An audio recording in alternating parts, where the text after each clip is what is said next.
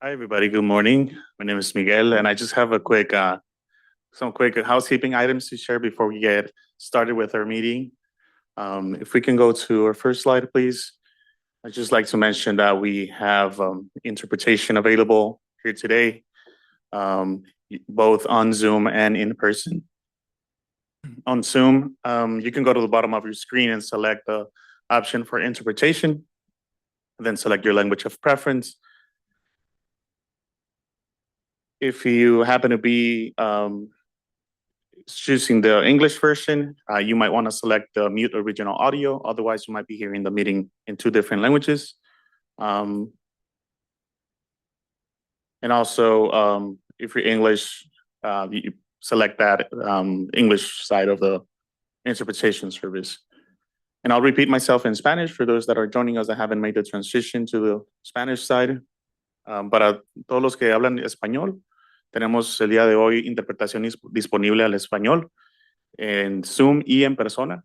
En Zoom puedes seleccionar la opción de interpretation en ese globo terráqueo y selecciona la opción de español, y le sugeriría seleccionar la opción de mute original audio para que no escuche la reunión en dos lenguajes. También para los que están en persona, en la parte de atrás tenemos los dispositivos auriculares para que pueda escuchar la reunión traducida al español. Okay, if we can go to the next slide.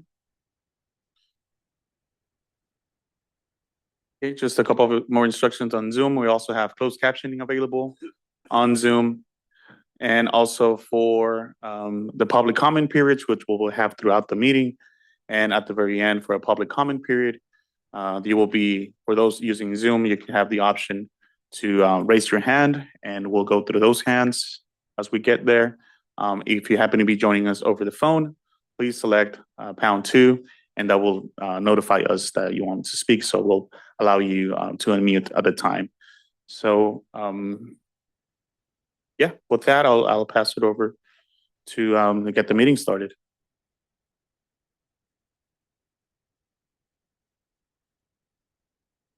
Next slide.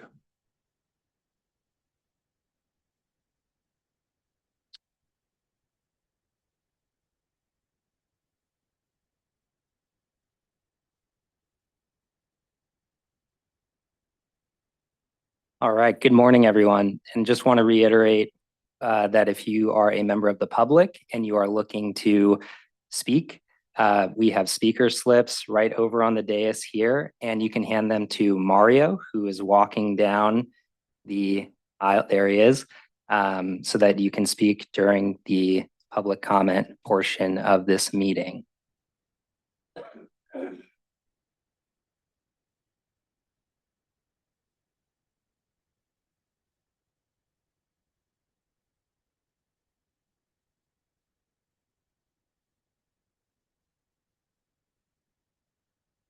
All right. And with that, good morning, everyone. I would like to welcome you all to the inaugural meeting of the Salton Sea Conservancy's Governing Board. And for those joining us remotely, thank you for taking the time to do that. For those here, thank you again for taking the time to be here. I want to point out that this meeting is being conducted in accordance with the Bagley-Keene Open Meeting Act. And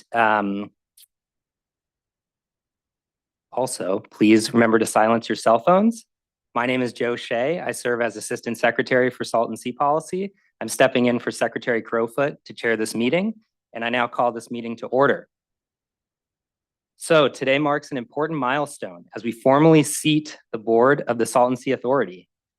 The California Constitution, Article XX, Section 3 states that members of this board take an oath of office before we begin work together as a conservancy.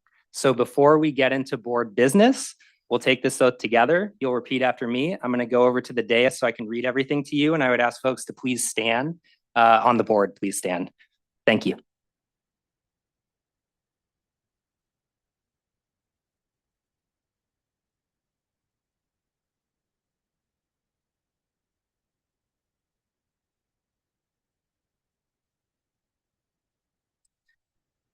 All right, please place your left hand on your heart and hold up your right hand.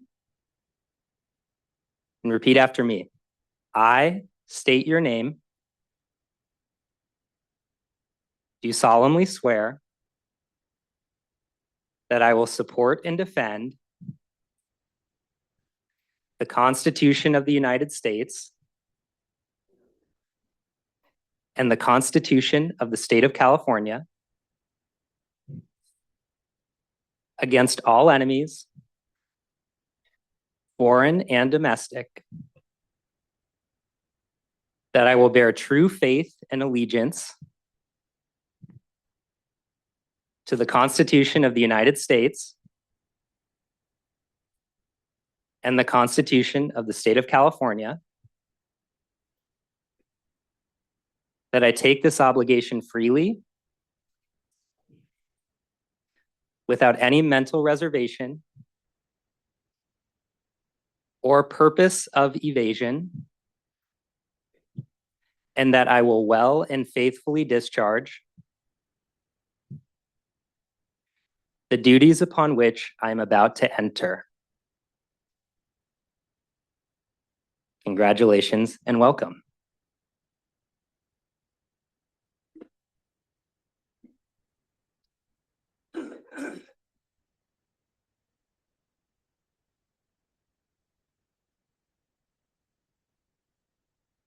All right, so, and then one other order of business for this, you have some printed out oaths. Mario needs those back, so if you could fill them out, leave them on the desk, he will come collect them.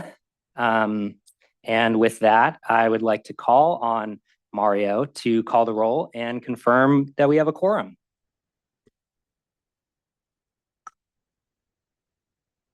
Good morning. I'll be taking roll now. Director Jeanette Corona, Present. Director Sylvia Paz,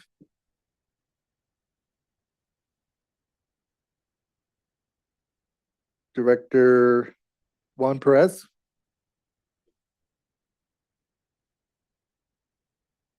Director Ryan Kelly, Director Castillo Estrada, Director Gina Dockstetter, Director Joseph Morales, Director Jonathan Cotin, Director Camila Batista, Director Michelle Peralt, Director Joe Shea, Present. Director Tanya Marshall, Director Yvonne Wilhoff,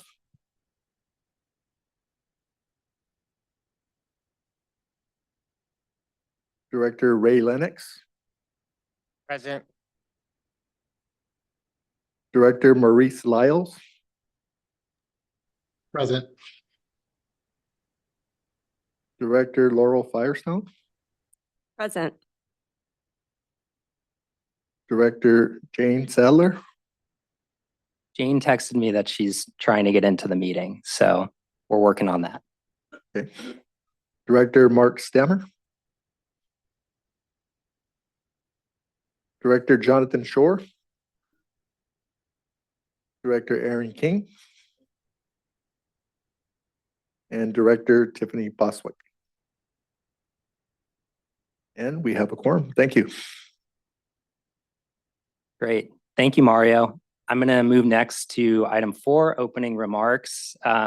Just going to say a couple words to tee up what's on the agenda for us here today. So just taking a quick step back, when I accepted this position from Governor Newsom, he was very clear with me about one thing. He was extremely clear with me that the Salton Sea cannot wait.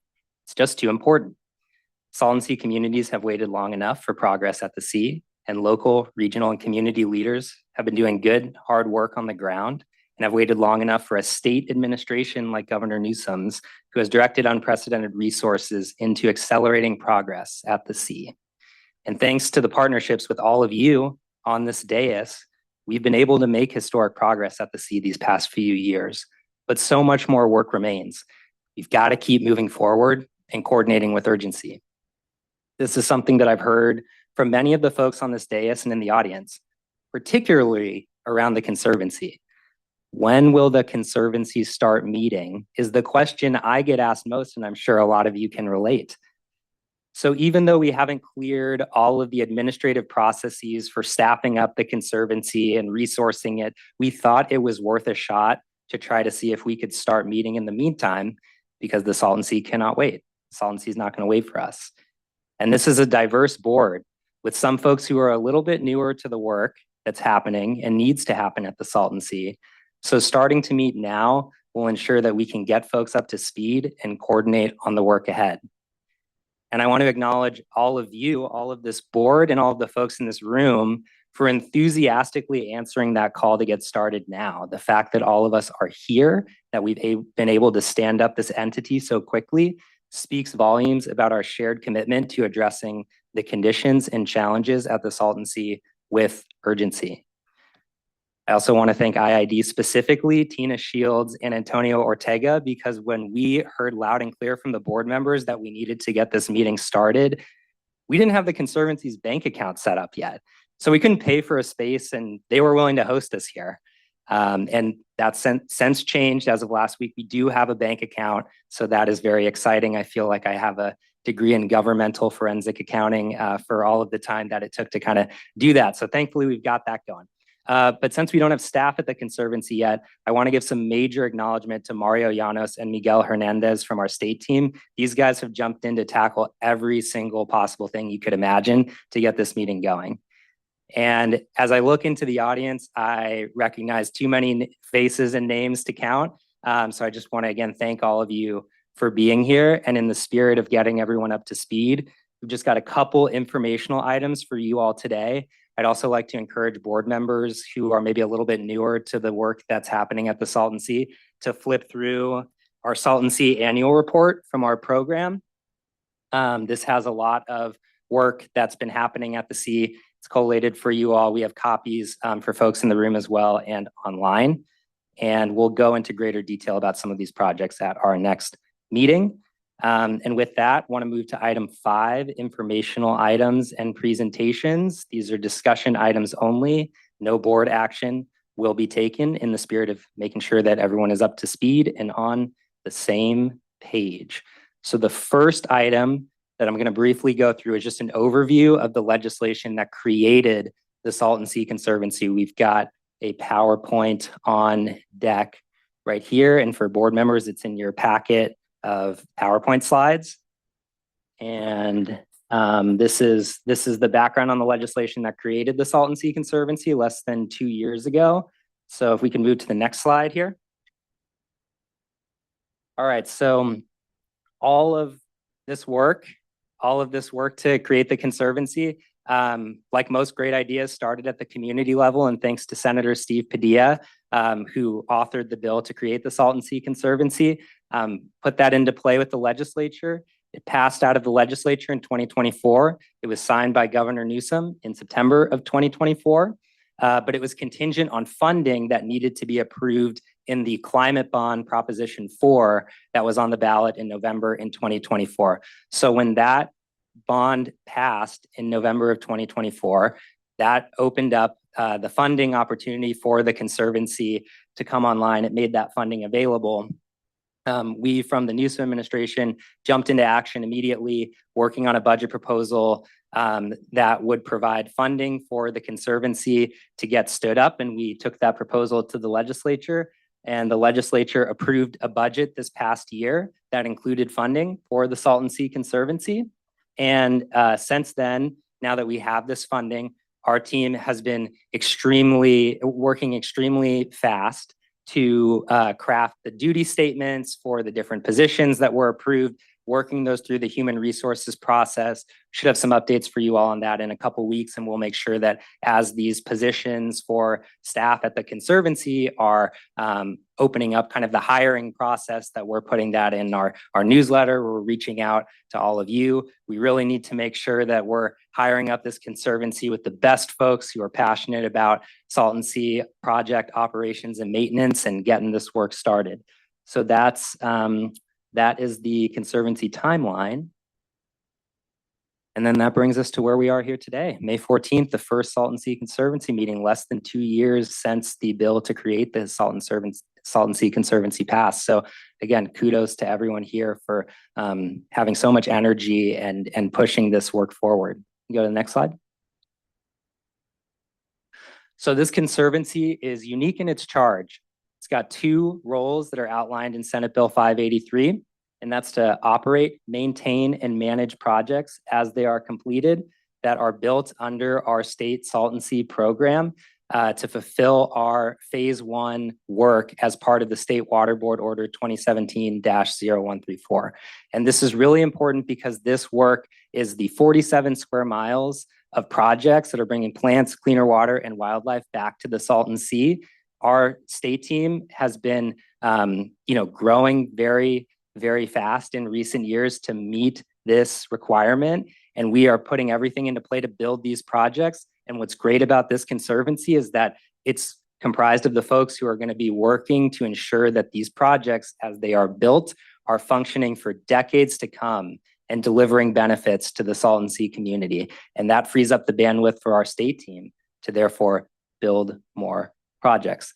The other really key role that the Salton Sea Conservancy serves is with regard to land access and land rights. So acquiring, holding land and water rights around the Salton Sea, that's absolutely critical.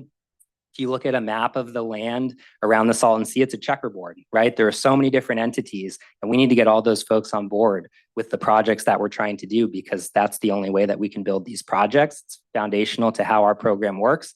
The Conservancy's capacity to do this, really important for our project delivery and ongoing ability to build these projects and deliver these benefits for the Salton Sea and the communities who call this region home.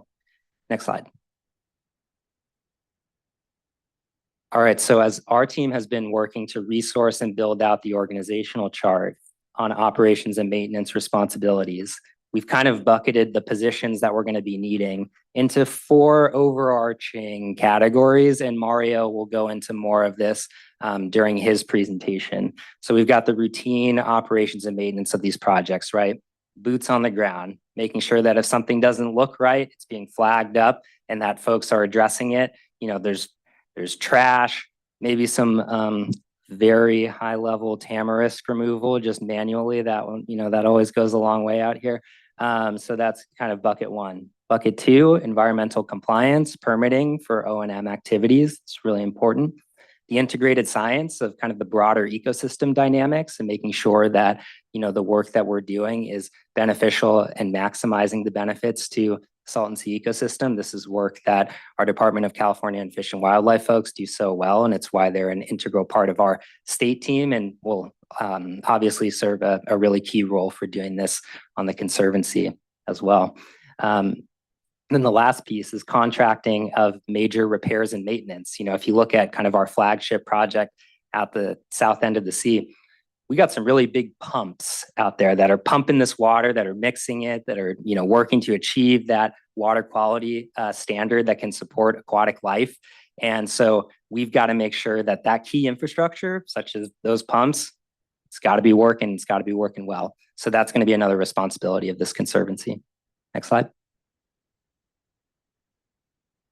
Okay, so just for next steps, again, would encourage folks to review our existing program resources like our annual report.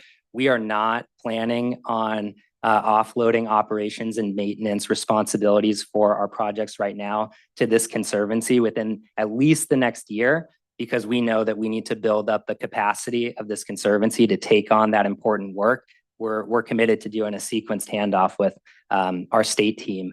So this is really about wanting folks on this board to familiarize themselves with the projects that we have. At our next meeting, we'll go into greater detail about some of those projects, how they work, and when they're on track to be completed. But for now, really just want to encourage folks to read through our annual report, and we'll tee up some future discussions at additional meetings. Next slide. All right, so that concludes this item. Now I am going to ask if there are any members of the public who wish to comment on this item. I don't think I have any speaker slips. But if there are folks who want to comment or ask questions that are in the room, feel free to come up, introduce yourself, and yeah, thanks. All right. Raise this up a little bit. Howdy, I'm Iron Dad. I have the honor to know a lot of you, and there are a fair number of new names here. I was just wondering, to begin, could anyone who lives within a mile of the shoreline of the Salton Sea please raise their hand? Anybody on the board? Let's make this easier, the 2018 shoreline. No? Okay, so here's the thing. When this bill, thank you. When this bill was passed, Senator Padilla sold this as a way for the locals, for our community to have a voice in the restoration efforts on the Salton Sea.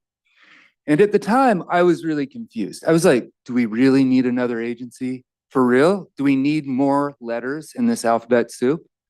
And then I found out what this was really about. That this was not about a community voice. This was about maintaining and enhancing the projects that were built on the Salton Sea. That is my understanding of your mandate. Now, it's a limited mandate, right? It's not looking at building the projects.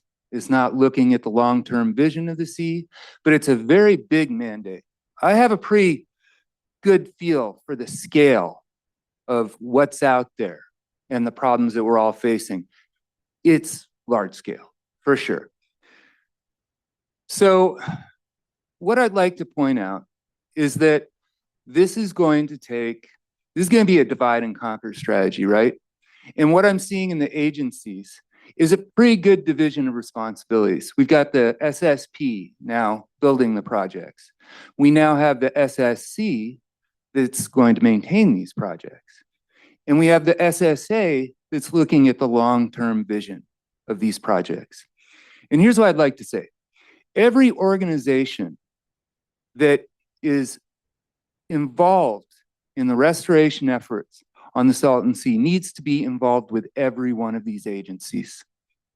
And as a lot of you may be aware, IID voted to end its formal relationship with the SSA earlier this year. The SSA is working with the Army Corps of Engineers on the long-term vision. Is IID not interested in the long-term vision of the sea? I would say if it is, it's time to come back to the table, rejoin the SSA, and start getting engaged in the long-term plans. Thank you very much. Thank you, Mr. Dad. Is there anyone else who would like to comment on this item? Sure.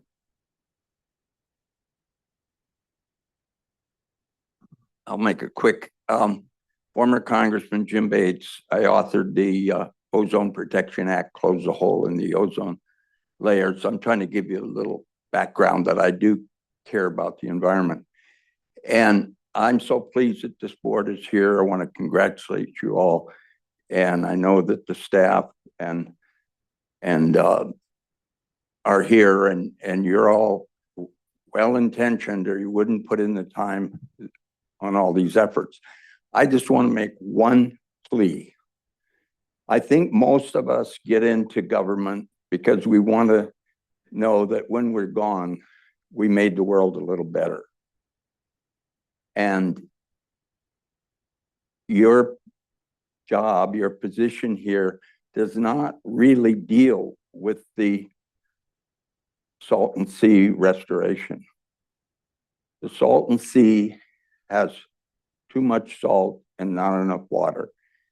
And you'll be hearing later about a program that deals with that. But you've got all the locomotives going down the track with plans that deal with air pollution and habitat and new plans and staff meeting and coordinating and all of that.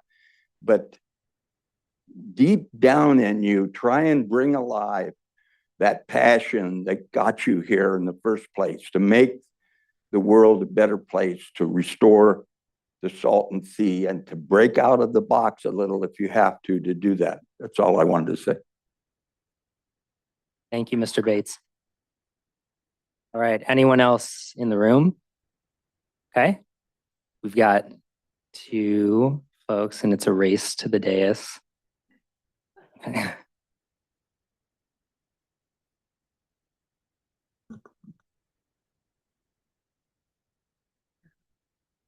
Sit at the desk. Good morning. My name is Marcia Ingham, and I live in Indian Wells, California. And I've been following the story of the Salton Sea for the last couple of years. And I've become very interested in what's happening to our environment. And I'm very nervous, but I'm here because I wanted to let you know that in my world, there's a very little knowledge of what's happening to our air quality. I'm surrounded by a lot of older folks who are coughing, who say they've never had allergies before, and they can't stop coughing. And it's around me, so many people. And I see children who have asthma for the first time in Indian Wells. And when I try to talk to people about what's happening, they say, oh, really? I heard that big old lakes down there, in the south of the county here. But, these are people who have the ability to make a difference in the world, and they don't know. So I guess my message today is I think we have to be very cognizant of the fact that so few people in the bigger community out here, particularly the snowbirds, are aware of the catastrophic elements in our air that are making so many, and I've done so much research, and I'm grateful for the University of Riverside for all their good work. But I see so many people who are suffering and they have no idea why they're suffering. And I read about all these beautiful children in Mecca who have horrible respiratory illnesses. And so I think that the environment is extremely important. I'm an environmentalist. I belong to all of those organizations. But I think our first and foremost objective here is to do what we have to do to correct the poison in the air that is affecting so many people. And I see it firsthand around me every day, and they have no clue. The doctors have no clue why these people are suffering. And so anyway, I will leave you with that. But this is something that I feel very passionate about. And it's a health issue. And I hope that, the idea of perhaps filling the Salton Sea with a grand project of bringing water in from the Sea of Cortez will be looked at very seriously. And that the environmentalists and the corporations that want to do lithium mining, who are trying to tamp down all of this, and all of you, as this lovely gentleman mentioned, we all have to work together to get this done. And if I can help hand out brochures or anything, just let me know. Thank you. Thank you, Ms. Ingham. And while we wait for one other member to make a public comment, I would just encourage folks to comment on this presentation on the Senate Bill 583, which created the Conservancy. We do have time for general public comment. It's item number 9 on this meeting, but appreciate all of the comments that have been received. I also want to note that maybe our agenda is a little bit clunky here. I want to give the board a chance to introduce themselves and talk a little bit about their work. We will get to that once we get through these informational items. And so I'm kind of hoping that folks can save their general public comment until that appropriate time. And we can also have a chance for board folks to introduce themselves and talk a little bit about why they're here. With that, Mr. O'Dowd. As a reminder, if you can please fill out a speaker slip, even if after you speak, and just turn that into me for the record. And for those online speaking on a particular item, please state your name for the record. Thank you. Good morning. My name is Patrick O'Dowd, and I'm a resident of Indio, California, and I've lived in the Coachella Valley for over 30 years. I also happen to be the executive director of the Salton Sea Authority, and I did not pay Iron Dad to say that. But I just wanted to congratulate you on your inaugural meeting. I think this is an important undertaking that you're pursuing. You know, the Conservancy has a really big job, a job that most people really don't understand how big it is. By comparison to Owens Lake, which spends $100 million a year on O&Ms, the sea is 3 times that size, right? And then the land that you're going to have to administer and what can be done with that land and the thought and the collaboration that needs to go to the development and build out of that land is really important. The only thing I would say is we will continue to need to dialogue to differentiate the works and responsibilities between DWR, CNRA, the Conservancy, the authority, community stakeholders, and others to make sure that the right person is doing the right job with the right resources at the right time. And thank you for the opportunity to comment.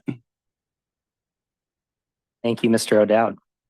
All right. And with that, are there any folks who are online looking to comment on Senate Bill 583 presentation? It sounds like we've got 2 folks. And I will wait on our team, 3, and I will wait on our team to tee those up.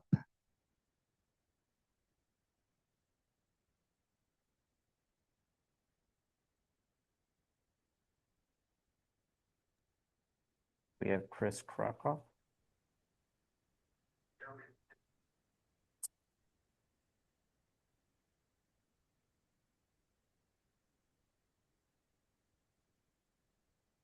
Hi, you guys. Can you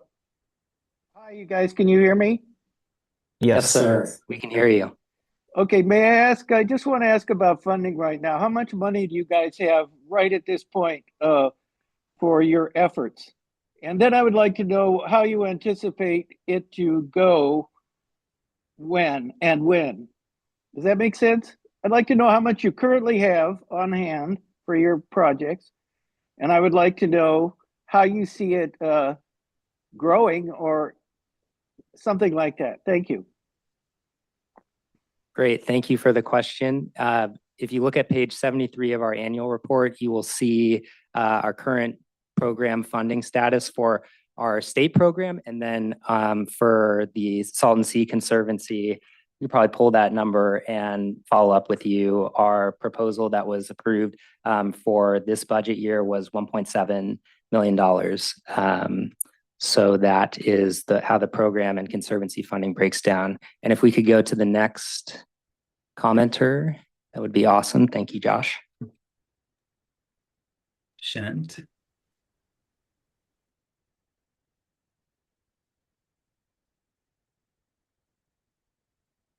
Shant, you're allowed to speak. Hi, can you hear me? Yes. Yes. Great. I am a seasonal resident of the area, and we're currently doing a state grant for the region for workforce development for people in this area for using AI to get into environmental careers. And so this Conservancy presents an opportunity for additional jobs that are in the environmental field for up and coming people or anyone who wants to get in that career. And so with that said, I was curious about the operations and maintenance responsibilities that are outlined in the presentation, and whether there could be, I guess, a request for whether there could be like a 5th section there. It's kind of echoing what Iron Dad was speaking about.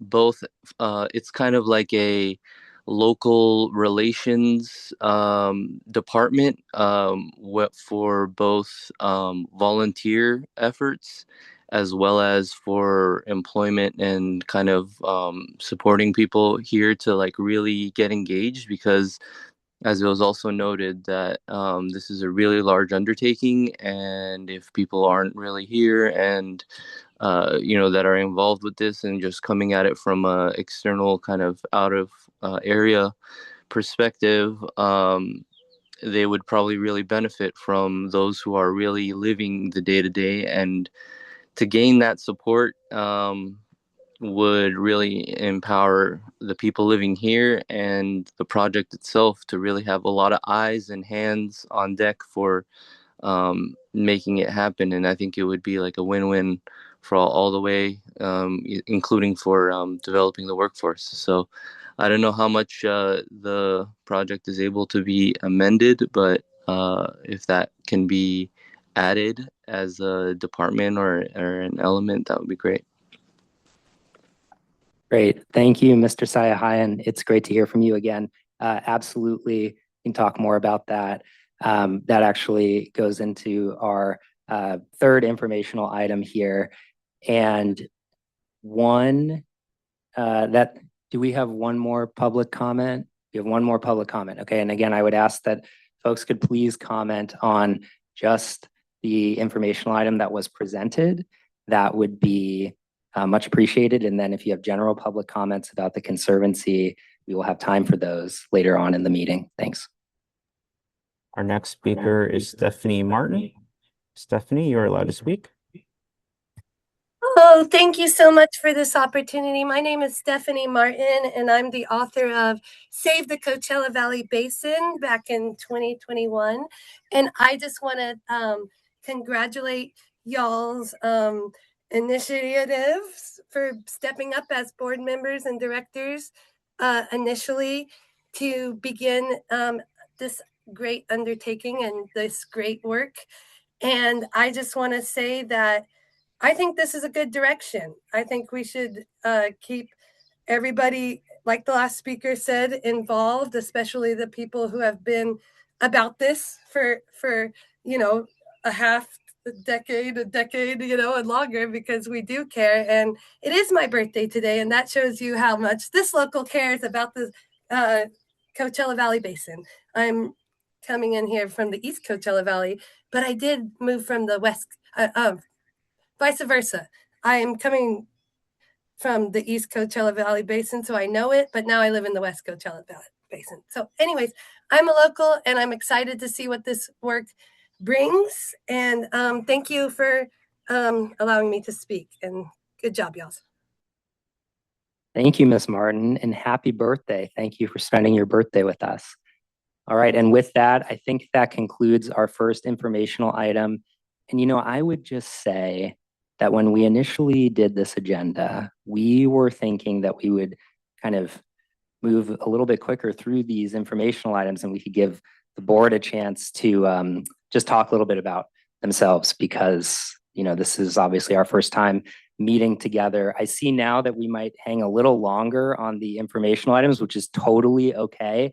But I would like to take this opportunity so that our board members can just introduce themselves, and for board members, feel free to also, talk a little bit about why you love the Salton Sea, or what you're hoping to get out of the Conservancy or this meeting. I just want a chance for that to happen now, so that as the meeting proceeds, folks have a little bit more understanding about who our board members are. And is it okay, Director Firestone, if I put you on the spot and we start with you and work our way down the dais? Sure. Hi, I'm thrilled to be here and be part of this kickoff of this really important milestone and starting this effort. My name is Laurel Firestone. I'm a member of the State Water Resources Control Board. So we are the state agency that oversees water quality, administers water rights, safe drinking water, administers a lot of funding particularly for safe drinking water and wastewater. But in particular for the Salton Sea, we oversee the order overseeing the SSMP 10-year plan. We have annual meetings where we do our oversight role, and that is coming up next week on May 20th. So hopefully all of you know about that and are able to participate. But I will say for me, I've been part of the water board and had part of the annual meetings, at least annual meetings in the Salton Sea area since I joined the board in 2019. And over that time, I have just seen such incredible investment and growth in the program here to really do justice to the commitments that have been made to try to address needs and to listen and do authentic engagement with communities, and also just really hear the passion and commitment and vision and needs and work that locals across all parts of the sea and this region have been doing. And there's a lot more we need to do. I think the thing I'm most excited about and is clearest in my mind is that there's so many different agencies involved. And so clarity on roles and collaboration, as Mr. O'Dowd said, I think is a huge challenge when you have this many agencies, and is one of the opportunities I see with the makeup of this board and with being able to focus resources going forward. But it will remain a challenge, and I just look forward to being part of helping to support that.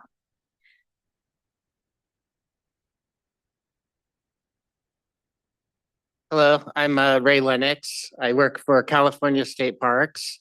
I've been asked to step in while the manager who oversees Salton Sea, that position's currently vacant. I'm out of Anza-Borrego.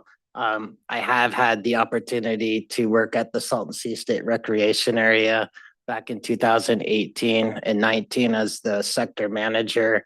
And prior to that, I oversaw the facility maintenance program. And so State Parks is on the visitor side of it, camping, recreation. And one of my most memorable experiences was somebody driving through, had, heard bad things about the Salton Sea, stopped in, it was getting late, and they ended up staying for 5 days. And so that's kind of our connection with the Salton Sea, is that visitor aspect of it. Thank you. Good morning, everybody. Happy to be here. My name is Castulo Estrada. I'll start off by saying that I'm a native of the Eastern Coachella Valley. At one point, I think I was about a mile away from the shoreline of the sea when I was a child growing up in Oasis on Avenue 76. My parents moved out of Oasis and into the city of Coachella in about maybe 1995. So I live there now, raising my own family. I've been part of the Coachella Valley Water District for about 12 years now. As part of the Coachella Valley Water District that manages a large portfolio of water supply, including Colorado River. We've also been part of the Salton Sea Authority. So I've been part of the Salton Sea Authority also for about 12 years now. Over the last 12 years, we've engaged pretty heavily with our state partners, federal partners, and I think to Mr. O'Dowd's point, I think you summarized it very well. We got to make sure that we figure out what the right fit is for the Conservancy as we kind of navigate with all the other things that are happening with the SSMP, with the Army Corps of Engineers. There's a lot of stuff happening, and we gotta figure out what the right place for the Conservancy is, and all of that. I do think we have a big challenge.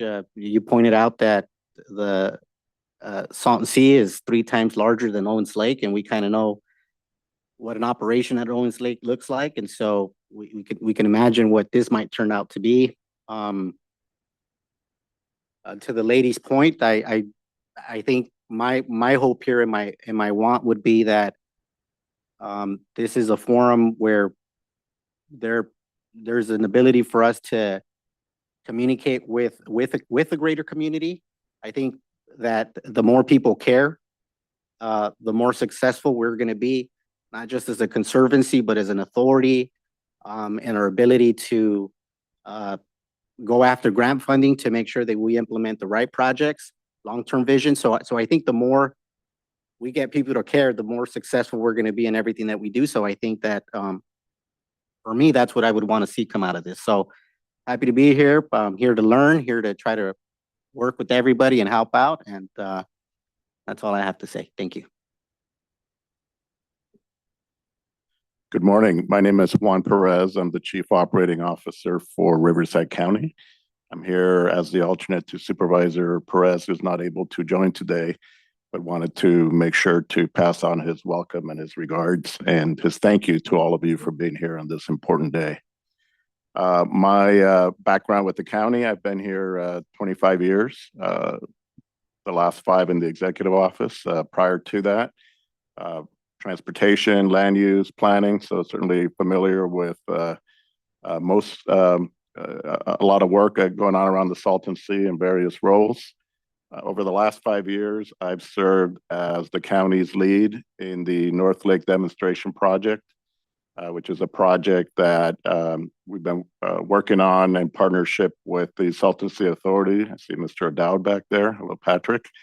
In partnership with CNRA, with DWR and others. And as part of that, we've learned a lot. And one of the things I've certainly learned a lot about is the importance of operations and maintenance. And what a key consideration that is very early on in project development. And I hope to share some of those experiences with you and certainly learn from all of you as well. So Riverside County is delighted to be here. It's an honor for me personally. It's work I'm very passionate about, and I look forward to the opportunity to work with all of you. Thank you. Good morning, everyone. I am Joseph Mireles. I am the chairman of Torres Martinez Desert Cuya Indians. We are one of the major landowners under the Salton Sea on the north end of the sea. I don't think a lot of people know that. I think they think Torres Martinez just butts up, but we actually have 11,000 acres under the north end of the sea. My running gag is you can always call me Ariel because half of our land is under the sea. So I'm happy that we're all together. We're all in a room. We're trying to figure out how to do things that are going to make the area thrive and prosper. I don't live a mile from the shoreline. Our tribal land is, like I said, under the sea, and we are near there. But one of the things that I want to try to focus on for the Conservancy, we also sit on Salton Sea Authority, is love a bird, love a fish. Eventually, we got to think of the people around the sea, because we can't continue to only focus on the animal life around the sea and what we can do in that aspect, because it's a community down there. And I know for us as a tribe, a majority of our tribal lands are Imperial County and in that area down where Red Earth is, around the sea. So we want to make sure that we're doing what we can as a landowner to make sure that area thrives, be housing, economic development, other resources for the area. Because at the end of the day, a thriving community is what makes a community last and prosper. And if there are no people to thrive in that community, because again, we're focused on a fish and a bird, then we're going to have an issue. So I just want to make sure that we're trying to include all aspects of what we're trying to do for the region to be encompassing of everyone's needs and wants, just to make sure that we help develop that thriving community and make it what it once was. That's my goal. As the chairman of Torres Martinez, to make sure that we do what we can to help out the region and the area. Thank you.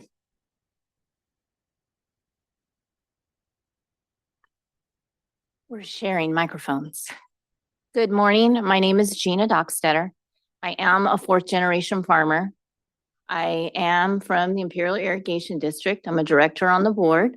This is my 4th year on the board, and I am up for another term, running unopposed, so I think I'll take it another 4 years. So I'm here for the long term. I was hoping when Iron Dad got up and spoke and asked us about how close we live to the sea, he was going to give somebody a prize for whoever lives closer. I don't know if it's Joseph or myself. I'm probably about 15, 20 miles. When I get home, I'm now going to Google map it to see as the crow flies. I live outside of Calipatria. I'm very proud of my farming history, very proud of the work that we do for the Imperial Irrigation District. I'm very proud to be here. When I come to Coachella Valley, which is quite often, especially being a director on the board, I like to take that old 111. It's closer for me from my house. It's beautiful. Love to go to Bombay Beach. Going to give a little shout out to Ski Inn.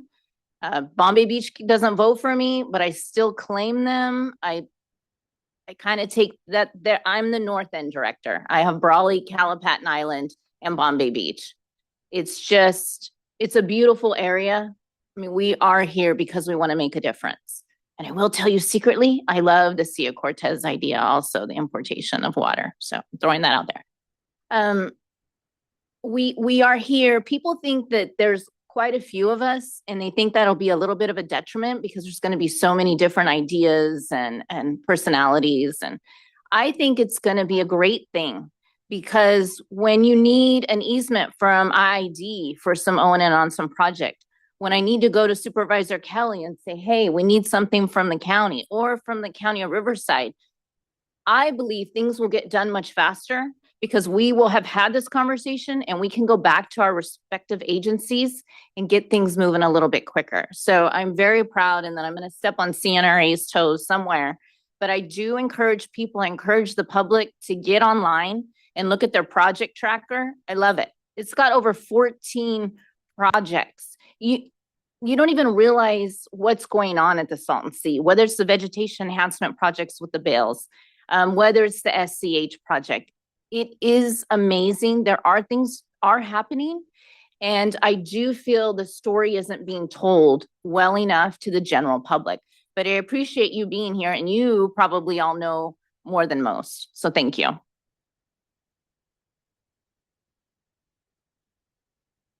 Hey, Gina, that was uplifting. Thank you. Inspirational. My name is Ryan Kelly. I'm the Imperial County Supervisor for District 4. I represent the North End and all of the Salton Sea that's within Imperial County. So for the west side and the north side and the east side of the Salton Sea communities. I've been engaged in this conversation for over a decade. And for Laurel, just a little bit of history. Between IID and the county, we challenged the water order, and that created the SSMP. And I would acknowledge, as Gina has, that there is action on the ground, and we are happy to see it. And I know there's much more work to be done, and we want to be part of it and part of those solutions. And I give grace to the challenge that's in front of the Natural Resources Agency to meet those goals that have been established. I'm happy to know that things are actually happening on the ground, and there will be a criticism over bales that go onto the ground or wells that can't draw any water, but the attempt and the effort is acknowledged and thankful from the people of Imperial County. Thank you. Good morning. My name is Jonathan Coteen. I'm a president of the Fort Yuma Quezon Indian Tribe. And I just want to say thank you to Secretary Crowfoot, CNRA, and the state of California for including tribes on this board.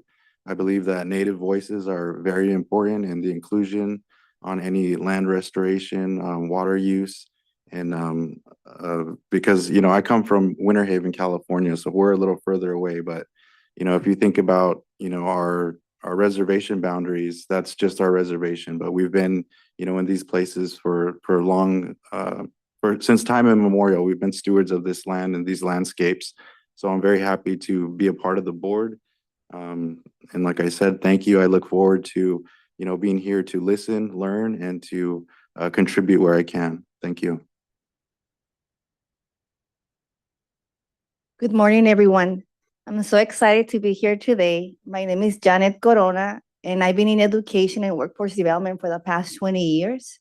Currently, I serve as a director of the MESA program for Imperial Valley College, and it's a true honor to be here with all of you today. I would like to begin by expressing my sincere gratitude to the Governor of California for my appointment. It's an honor to represent and to support our region. A little bit of what I do at IBC, MESA program supports students who are pursuing careers in science, engineering, mathematics, and technology. So our mission is to support students to be transfer ready, to be involved with internships, research opportunities, and just for them to learn about different possibilities within our county and outside of the county. A lot of our students, as credible as it might sound, haven't been out of the valley until they transfer out. So again, exposing them to opportunities are great. So that's part of the job of the MESA program, is to make sure students are building the confidence to succeed in higher education and pursue professional careers. And once they felt, that it was out of their reach. A lot of our students are pursuing careers. They want to be doctors, neurosurgeons, engineers, environmental chemists. There's a lot of good talent in our valley. As someone who works every day at the intersection of education, opportunity, and community impact, I see this appointment as deeply as meaningful. There's often misconceptions about choosing the community college route. A lot of students feel that if they don't go directly to a university, they fail as students, right? But every student journey is different. Students might not go directly to a university because financial, family, and other reasons. So students who come through the college route will get the ultimate goal of getting their degree, transfer out. We have students who have gone to Berkeley, Davis, and many prestige universities.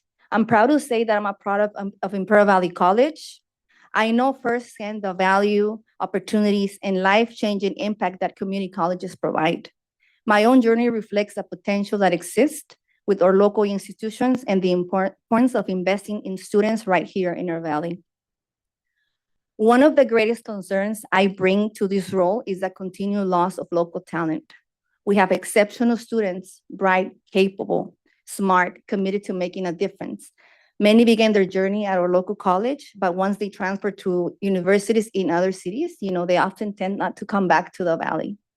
I believe the work of this board presents a powerful opportunity to change that by engaging students early on and connecting them to environmental, scientific, engineering, workforce development opportunities around the Salton Sea. We can help them recognize the incredible potential that exists right here. Opportunities such as internships, research, environmental projects. It will be an opportunity for them to be able to contribute back to their community. I truly believe our students should not only learn about these challenges in the classroom, they should be part of the solutions. The future of the Salton Sea is not only an environmental issue, it's also a matter of regional sustainability, economic growth, public health, education, and workforce development. I look forward to learning from each of you, contributing to this work and helping ensure that our students and communities are part of the opportunities and solutions ahead. Thank you. Good morning, everybody. My name is Camila Bautista, and I work at Audubon, California as the Salton Sea and Desert Program Manager.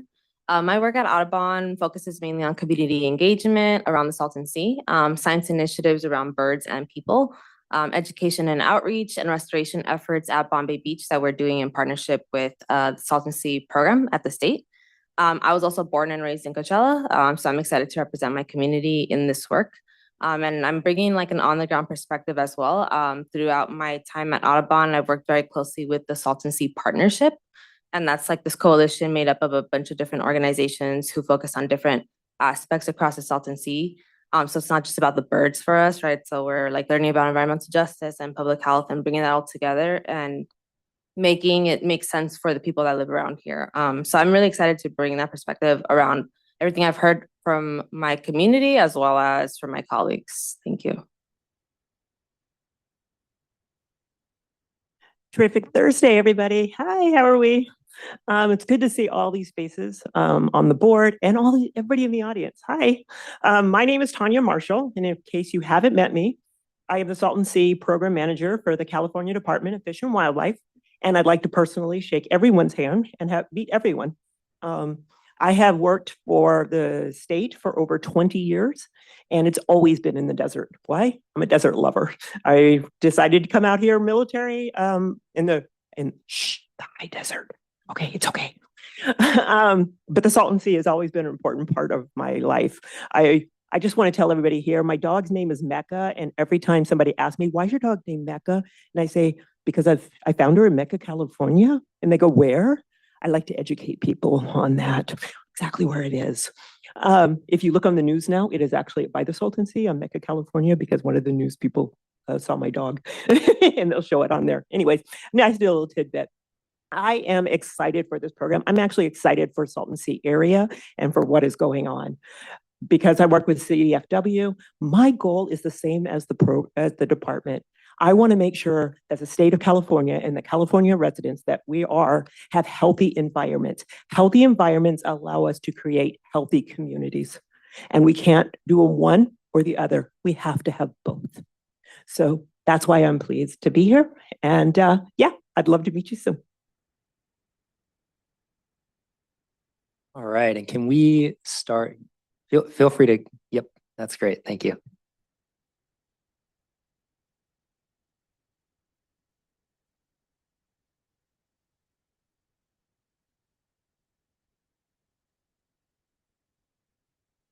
Hey, Mr. Director King, just to real quick, we're gonna get that mic working so that our translation folks and folks online can get to know about you. Thank you, and sorry about that. I'll try not to shout. All right, that was my dry run. Good morning, Aaron King. I'm with the Bureau of Reclamation. I'm currently serving as a Deputy Regional Director. My day job is the Area Manager for Southern California. So I live over in Marietta, but my office is in Temecula. Most of the functions of that office are geared towards providing financial assistance to Southern California water districts for water reuse and just improving the water systems. I picked up responsibility for the Salton Sea about a year and a half ago with a lot of the transitions in the federal government that I'm sure you're all well aware of. So in that time, it's been intriguing to me because I also lived in Yuma for 6 years before moving over this way. And I was always driving around, is interested in all the different issues going on over here, the intersecting values between the wildlife, the human environment. You know, there's all of those intersections. I spent 20 years working on public lands before I joined reclamation. So that's kind of where my space was in a lot of ways, is managing multiple uses on public lands. And so I kind of understand that set of values that comes with that. I also, when I graduated college, I was an archaeologist, anthropologist for several years. So that was always my interest, was the humans and the way the humans occupy space. So I'm fascinated by the opportunities that this position provides in my role in the Conservancy and in the agency. So I've met several of you all. I'm sure I'll, in the end, meet everyone. And I'm thankful for being here. Thank you. Hi, good morning, everyone. My name is Tiffany Bostwick. I'm the Acting Chief of Planning Division with the Army Corps of Engineers in Los Angeles. We are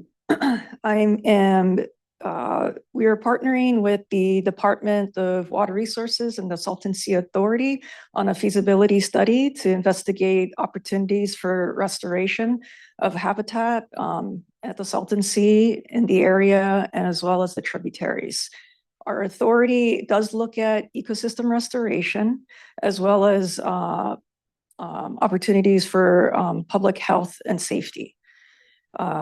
We've worked with our partners to develop a primary objective of restoration, habitat restoration, and other objectives for reducing dust emissions and recreational opportunities. So what we've been working with our state and local partners is to take the restoration concepts that were developed under the long-range plan that's described there. And we've used that and utilized a lot of the existing work that have been done to inform our planning process, to develop a range of alternatives to look at to meet those primary objectives, and ultimately recommend a plan for authorization. So right now in the process, we recently had a public meeting on April 29th and 30th to present where we're at in the feasibility study process. And, we look forward to, working with our state and local partners and the community here to move through our study process and ultimately identify a project that we can implement and build. Thank you. Hello, everybody. My name is Jonathan Shore. I'm with the United States Fish and Wildlife Service. My position is I'm the project leader of the Sunny Bono Salton Sea National Wildlife Refuge Complex. It's an administrative unit of 2 national wildlife refuges, including the Coachella Valley National Wildlife Refuge in Riverside County, and then, of course, the Sunny Bono Salton Sea National Wildlife Refuge located in the south end of the Salton Sea. I started working there. I moved to Brawley about 6 years ago. I'm still a resident of Brawley with my family. And I've been in my current position for the last 4 years. My office is within 3 miles of the shoreline of the Salton Sea. So I'm within that 5 days a week. The Sunny Bono Salton Sea National Wildlife Refuge was established in 1930 by executive order. We currently own 32,000 acres that are part of the checkerboard that Joe Shea mentioned, currently inundated by the Salton Sea. Though some of that's inundated acreage is getting exposed. About half of that 32,000 acres we administer with the U.S. Bureau of Reclamation, so we work very closely with them. And then there's about 5,000 acres that we currently manage that's within basically the farmland outside of the sea, but close to the sea, within the Imperial Valley. So I'm representing the entire U.S. Fish and Wildlife Service. So we do have another division called the Ecological Services Division. They have their offices based in Palm Springs. They're the main compliance division of the Fish and Wildlife Service, in charge of ensuring compliance with many federal laws, but primarily related to the Salton Sea is the Endangered Species Act, Migratory Bird Treaty Act, and National Environmental Policy Act. So I coordinate very closely with my colleagues in the Ecological Services Division. So just wanted to make sure I was making clear that I'm not just with the refuge system, but also representing the Fish and Wildlife Service as a whole. And so being a community member, living in Brawley for the last 6 years, working in the Salton Sea, primarily trying to provide habitat for wildlife, for endangered species, providing public access, public uses on the refuge as much as possible. I was excited to hear about this opportunity to sit on this board, and I'm eager to provide my advice in this role as a non-voting member on this board representing the Fish and Wildlife Service. Thank you. Good morning, everybody. My name is Mark Stamer. I'm with the Bureau of Land Management, and I might be the newest member to this group. I started in this position as the acting district manager last week. So brand new to the CDD as the district manager. I've been with BLM for a little over 3 years now. And so my role while I'm in this seat really is going to be to make sure that the folks on the ground, the field offices, both the Palm Springs South Coast and El Centro field office, continue to stay engaged and cooperating with our partners, and also just ensuring that our state office, being that conduit between the field office, the district, and the state office, so that we continue to have the support needed from BLM and engage in the appropriate way to keep moving these projects forward as much as we can. So I'll keep it brief as I'm still just figuring some of this stuff out. But I assure you that we'll continue to stay engaged and, like I said, bring our field offices into the room as well. Thank you. Great. Thank you, Director Stamer. And at this point, I would like to call on my good partner and great friend, Director Sadler, who is joining us virtually. Hi, everyone. Sorry I couldn't be with you in person, but I am excited to join you virtually and hopefully in person next time. My name is Jane Sadler. I'm the Senior Policy Advisor to Chair of the Air Resources Board, Lauren Sanchez. She's designated me as the non-voting member of the board representing CARB. As you all may know, CARB is the state agency tasked with protecting the public from air pollution, including greenhouse gases, particulate matter, wildfire smoke, dust, as well as air toxics. So obviously, the work of this board falls directly within the interests of CARB. We also run the Community Air Protection Plan through Assembly Bill 617, which focuses on reducing air pollution in California's most heavily impacted communities. The Eastern Coachella Valley has actually been a 617 community since 2019. And that area includes Coachella, as well as the areas of Indio, Thermal Oasis, Mecca, North Shore, and the outstanding areas nearby. Within 617, we operate community air monitoring program as well as the community emissions reduction program. That's done in partnership with local advocates as well as local agencies. So, we see this board as an opportunity to continue to engage with the local communities on that work. And we look forward to continuing to work with our national, our state, and our local partners to address the air quality issues that are most important to the people who live within this area. I'll also note that while I am a Sacramentan born and raised, my grandmother is a snowbird, and I have been coming down to the Coachella Valley a couple weeks a year for my entire life. So I'm familiar with the area personally, and personally I'm excited to take this work on to keep it healthy and clean. Thanks. Great. Thank you, Director Sadler. And can I call on Director Lyles to introduce himself? Yeah, thank you for that, Joe. And sorry, I cannot be there in person. I do want to just state what an incredible group of leaders you have brought together, you and Secretary Crowfoot. So I'm really excited for the inaugural meeting of the Salton Sea Conservancy. Hello, everybody. I am Maurice Lyles, and good morning. Thank you for the opportunity to be here. I serve as Deputy Secretary for Intergovernmental Relations for the California Environmental Protection Agency, where I help lead work around border affairs and also government affairs, working largely with local communities, state and federal partners, and cross-jurisdictional stakeholders on some of California's most pressing issues. And one of those challenges is the future of the Salton Sea.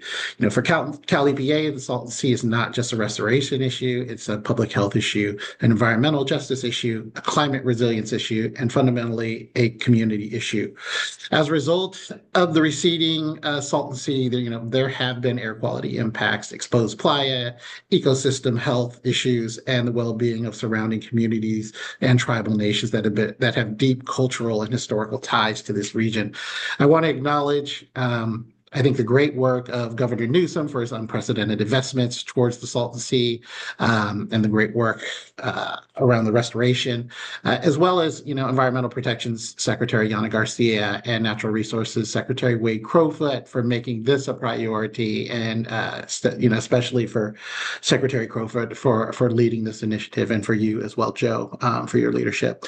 Cal EPA's role is to help coordinate and align state efforts across agencies, including air quality protection, environmental monitoring, public health coordination, community engagement, and environmental justice investments through agencies like CARB, which Jane is on, the state water boards, departments of toxics and substance control, the Office of Environmental Health Hazard Assessment. We're working alongside our local, tribal, and federal state and local partners and community partners to address both the immediate health risks and address long-term resiliency issues. We also recognize that some solutions must be shaped with communities, not simply for communities. That means meaningful tribal consultation, stronger community partnerships, transparency, and ensuring frontline voices help guide the implementation and investment decisions.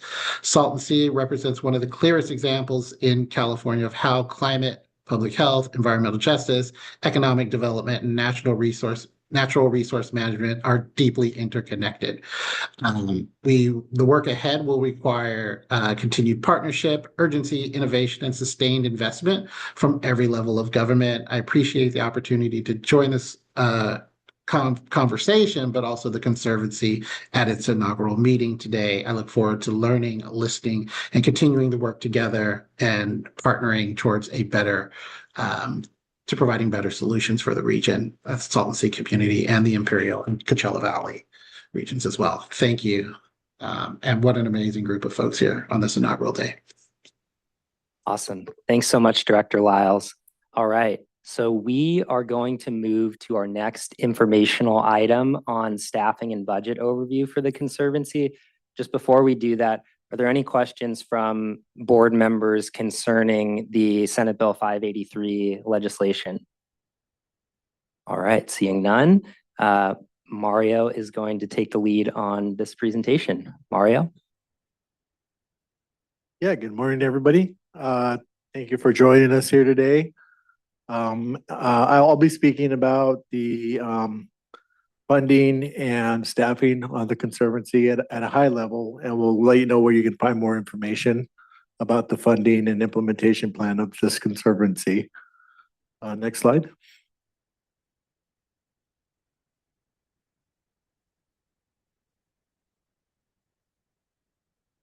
So the Salton Sea program took lead on developing the staffing and staff onboarding approach for the new Salton Sea Conservancy. We worked with our SSP staff and other conservancies to understand the operating and staffing needs based on the charge of this new conservancy. So all the work that's detailed on this budget change proposal that you see on the screen here, that can be found at the Department of Finance's website. And that's going to provide a real, good full detail of the work that we did immediately upon the passing of Prop 4. We quickly sprung into action and started interviewing Salton Sea program staff and staff from other conservancies to really understand the needs of this conservancy and understand what it would take to get this conservancy off the ground immediately and kind of scale up based on the projects that were being completed by the Salton Sea program and when those projects would move over to an operations and maintenance phase. And so if you go on here, this is the actual budget change proposal that's on the Department of Finance website. That is a super detailed plan of how this conservancy intends to get stood up for outlining budget and staffing. Next slide. So the climate bond or Proposition 4, which passed in November 24, set the stage for the funding of this new conservancy. Proposition 4 allocates $10 million for establishment of the Salton Sea Conservancy. On the slide, you'll see year by year funding need to staff and pay for operating and equipment costs for the Conservancy. This factors in onboarding the staff needed to operate the Conservancy on the timeline that the Salton Sea program restoration projects are transitioning to O&M. The budget change proposal, like I said, details the staffing and implementation plan. Of course, the funding that's laid out here is based on projections that our team put together and are subject to change when actual operations are implemented at the direction of the executive officer, senior staff, and this board. Next slide.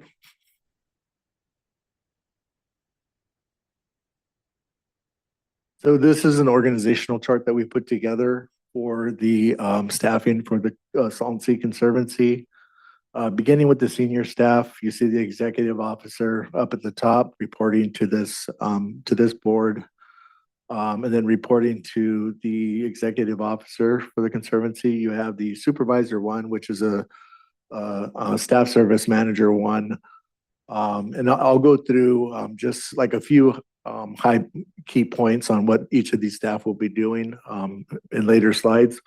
But your senior staff, you have the SSM one off to the left there. And then in the middle, you have the environmental program manager one, which is a supervisory role, followed by an attorney four. Then you have your administrative staff reporting to the supervisor one or staff service manager one, in a governmental analyst two, and then a staff service analyst one. Then you have your operations and maintenance managerial kind of division there, which is the wildlife habitat supervisor two. That's directing the boots on the ground staff that's maintaining and operating these projects that are completed by the Salton Sea program. Then you have environmental scientists. I'll get into specifics on that, and your senior engineer for water resources. And then you have your on the boots staff that are maintaining and out in the field of these projects, both aquatic habitat projects and dust suppression projects or veg enhancement projects, which are projects that the Salton Sea program is completing. Your fish and wildlife technician, habitat, wildlife habitat assistance, and tractor operator labor. Next slide. And I'll leave this slide up just for a second here. This is our Spanish translated slide for folks online. We will post this presentation online so you can go back and look at it, but I'll just give it a minute here. So folks online can see these positions in Spanish here.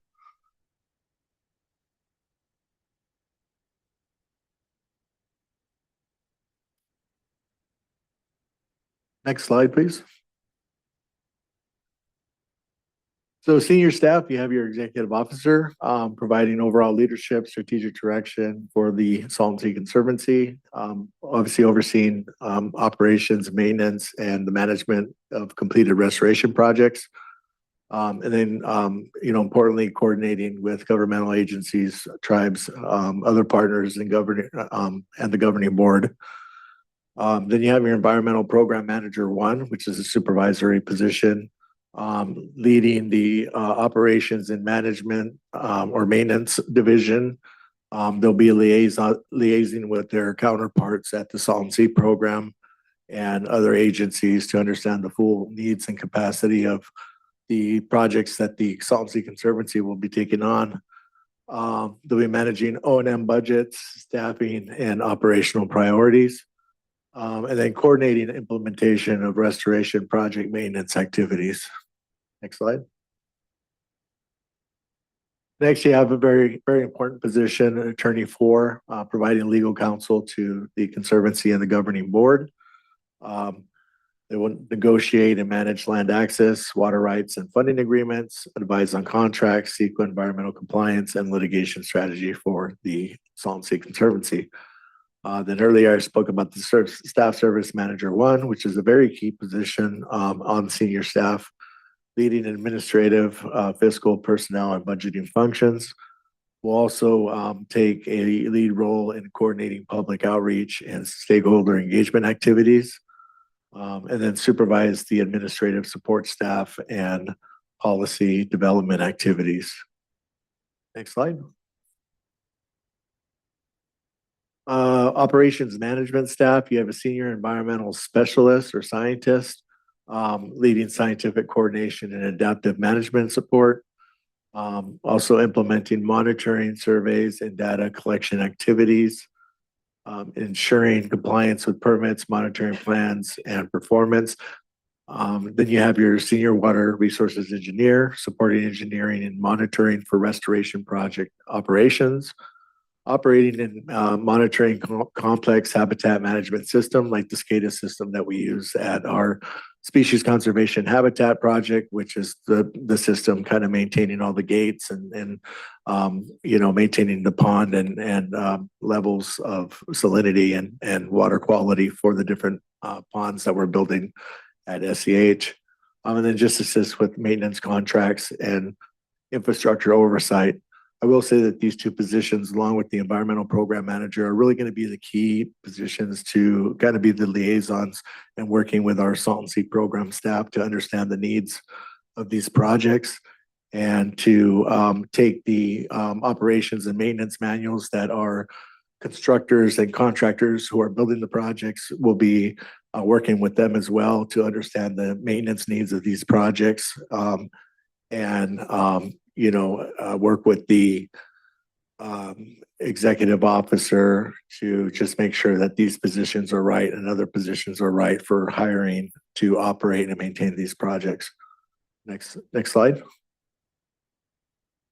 Finally, in the operations management staffing, you have the wildlife habitat supervisor who supervises field operations and habitat maintenance staff, oversees repair maintenance of habitat infrastructure and facilities, coordinates habitat improvement, vegetation management, and public use activities.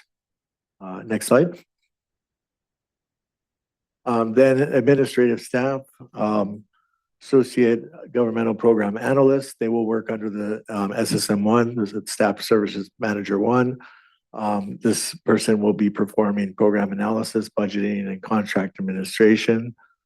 Contracts like contracting out for maintenance services as the Conservancy staffs up with their maintenance staff. There'll probably be shared duties between contracted services for this work. And our boots on the ground staff, which I'll talk about next.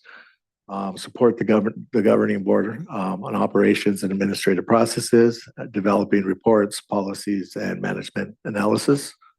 Then you have your staff service analyst, which will serve as the executive assistant to the executive officer, coordinate governing board meeting materials, agendas, and scheduling, processing travel claims, invoices, and office administration functions. And this position is super important. I know that because I've been performing these duties for this first board meeting. So I shout out to this person right here because I know that they're going to be a really important staff member here getting all this stuff ready for this meeting. Next slide. Maintenance staff, we have wildlife habitat assistant, leading field crews conducting habitat maintenance and restoration work.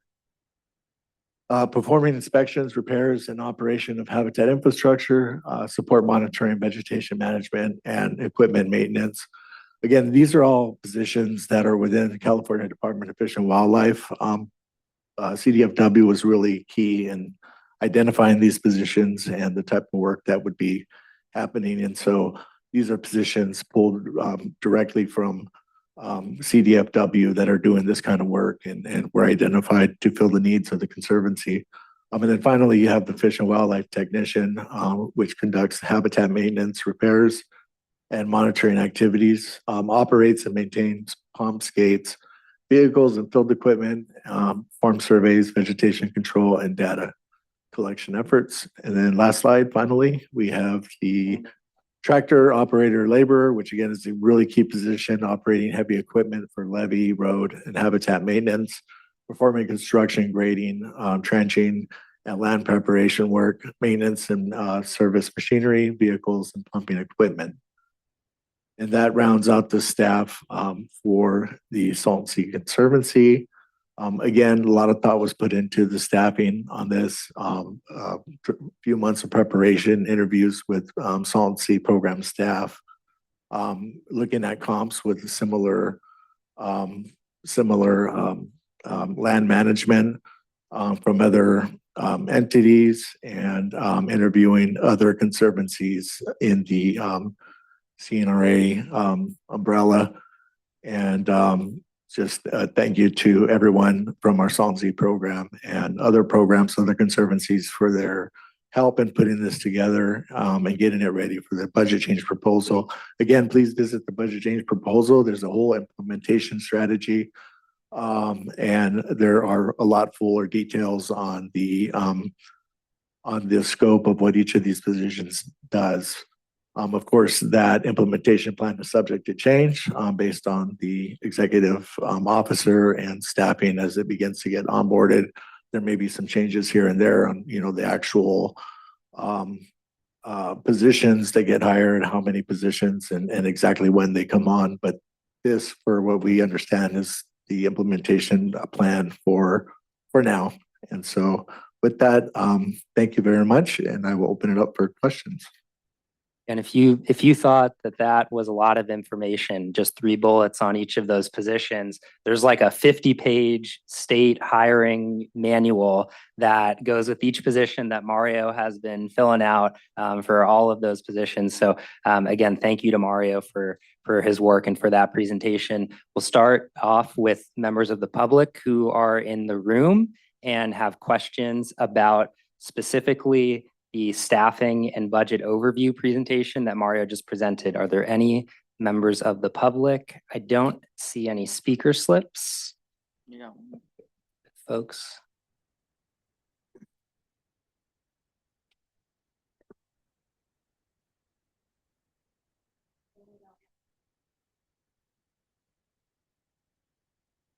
Hi, everybody. Good morning. My name is Daniela Flores. I'm one of the co-founders and executive director of Imperial Valley Equity and Justice. Thank you so much for your presentation. My question relates to the plans. I'm sure that large, extensive document might have the answer, but I'll go ahead and ask it anyway. Speaking about the importance of local workforce, I know the SSMP program has been thoughtful about that. And so I wanted to ask, what is the commitment to make sure that these wonderful jobs go to local folks? And then what is the commitment to make sure that people know about them? There's a lot of people that are from the region that either are looking for these kinds of opportunities to come back home, but there's also a lot of people that are currently here and struggling to find the connection. But I mean, I know people don't really know about these meetings that are happening. And, I know that there's a wonderful engagement plan with SSMP. And so wanted to get clarity around that commitment. And then my second comment is around, I certainly very grateful for Mr. Maurice Lyles, and the great work that we've gotten to know him and represent with the Cal EPA and bringing in other agencies. The one that I am wondering if it would be possible to add to explicitly a member from the California Department of Public Health. That's something that we've been advocating for years. It really feels like they need to be in this room. If the ARB is here, Cal EPA is here, CDPH should be here as well. And so that is a suggestion that I think would go a long way. Thank you all. Great. Thank you, Ms. Flores. Great. Thank you, Daniela. I'll answer your first question. So we carefully looked at the positions, especially the positions on the boots on the ground staff. There are some entry level positions there. There's also what wasn't identified there are some temporary positions. And there is a line of succession all the way from those wildlife techs, fish and wildlife techs, tractor operators, wildlife habitat assistants. There's also a wildlife habitat supervisor 1 that's not identified here, but could be identified. And there's a succession plan in each of those steps up. And even the part-time positions that are not identified on this, but are that are identified, that will be identified for seasonal work, are all positions that are definitely positions that'll get your foot in the door. And there's a line of promotion for each of those positions. And like I said, they're positions that are being held by locals here in the at least in the region here now. And Tanya, a lot of them work for Tanya in our Salton Sea program. And so not only within the Salton Sea Conservancy, but also creating that nexus with the Salton Sea program and folks jumping back and forth and keeping that institutional knowledge between the two entities is going to be pretty key in that. And so, yeah, I think we've addressed that. We'll certainly advertise these positions as well as the engineering positions and scientist positions. We are working with Director Corona on some of her staff or students that are coming through Imperial Valley College Mesa program. In fact, we have a tour tomorrow where we're showing them the type of restoration positions that are around the Salton Sea and getting them interested in positions like this. And so, like I said, we'll be also shooting these positions out in our e-news blast letter to try to get local folks to apply for these positions. So thank you for your question. Very important. Great, thank you. And I understand we have one member of the public who has a question or a comment on this staffing plan and budget overview presentation specifically. Do we want to tee that person up? Sinclair, Marissa, you are allowed to speak. Hello. Hi, Ms. Sinclair, we can hear you. Oh, hi. Hi, everyone. Sorry, I'm not there in person. Anyway, this is specific to the last presentation. I think I found online whatever the link was. I'm just going through the budget proposal change and the different positions. And I noticed that public relations is listed as an important need, but it looks like it only falls under a staff services manager role.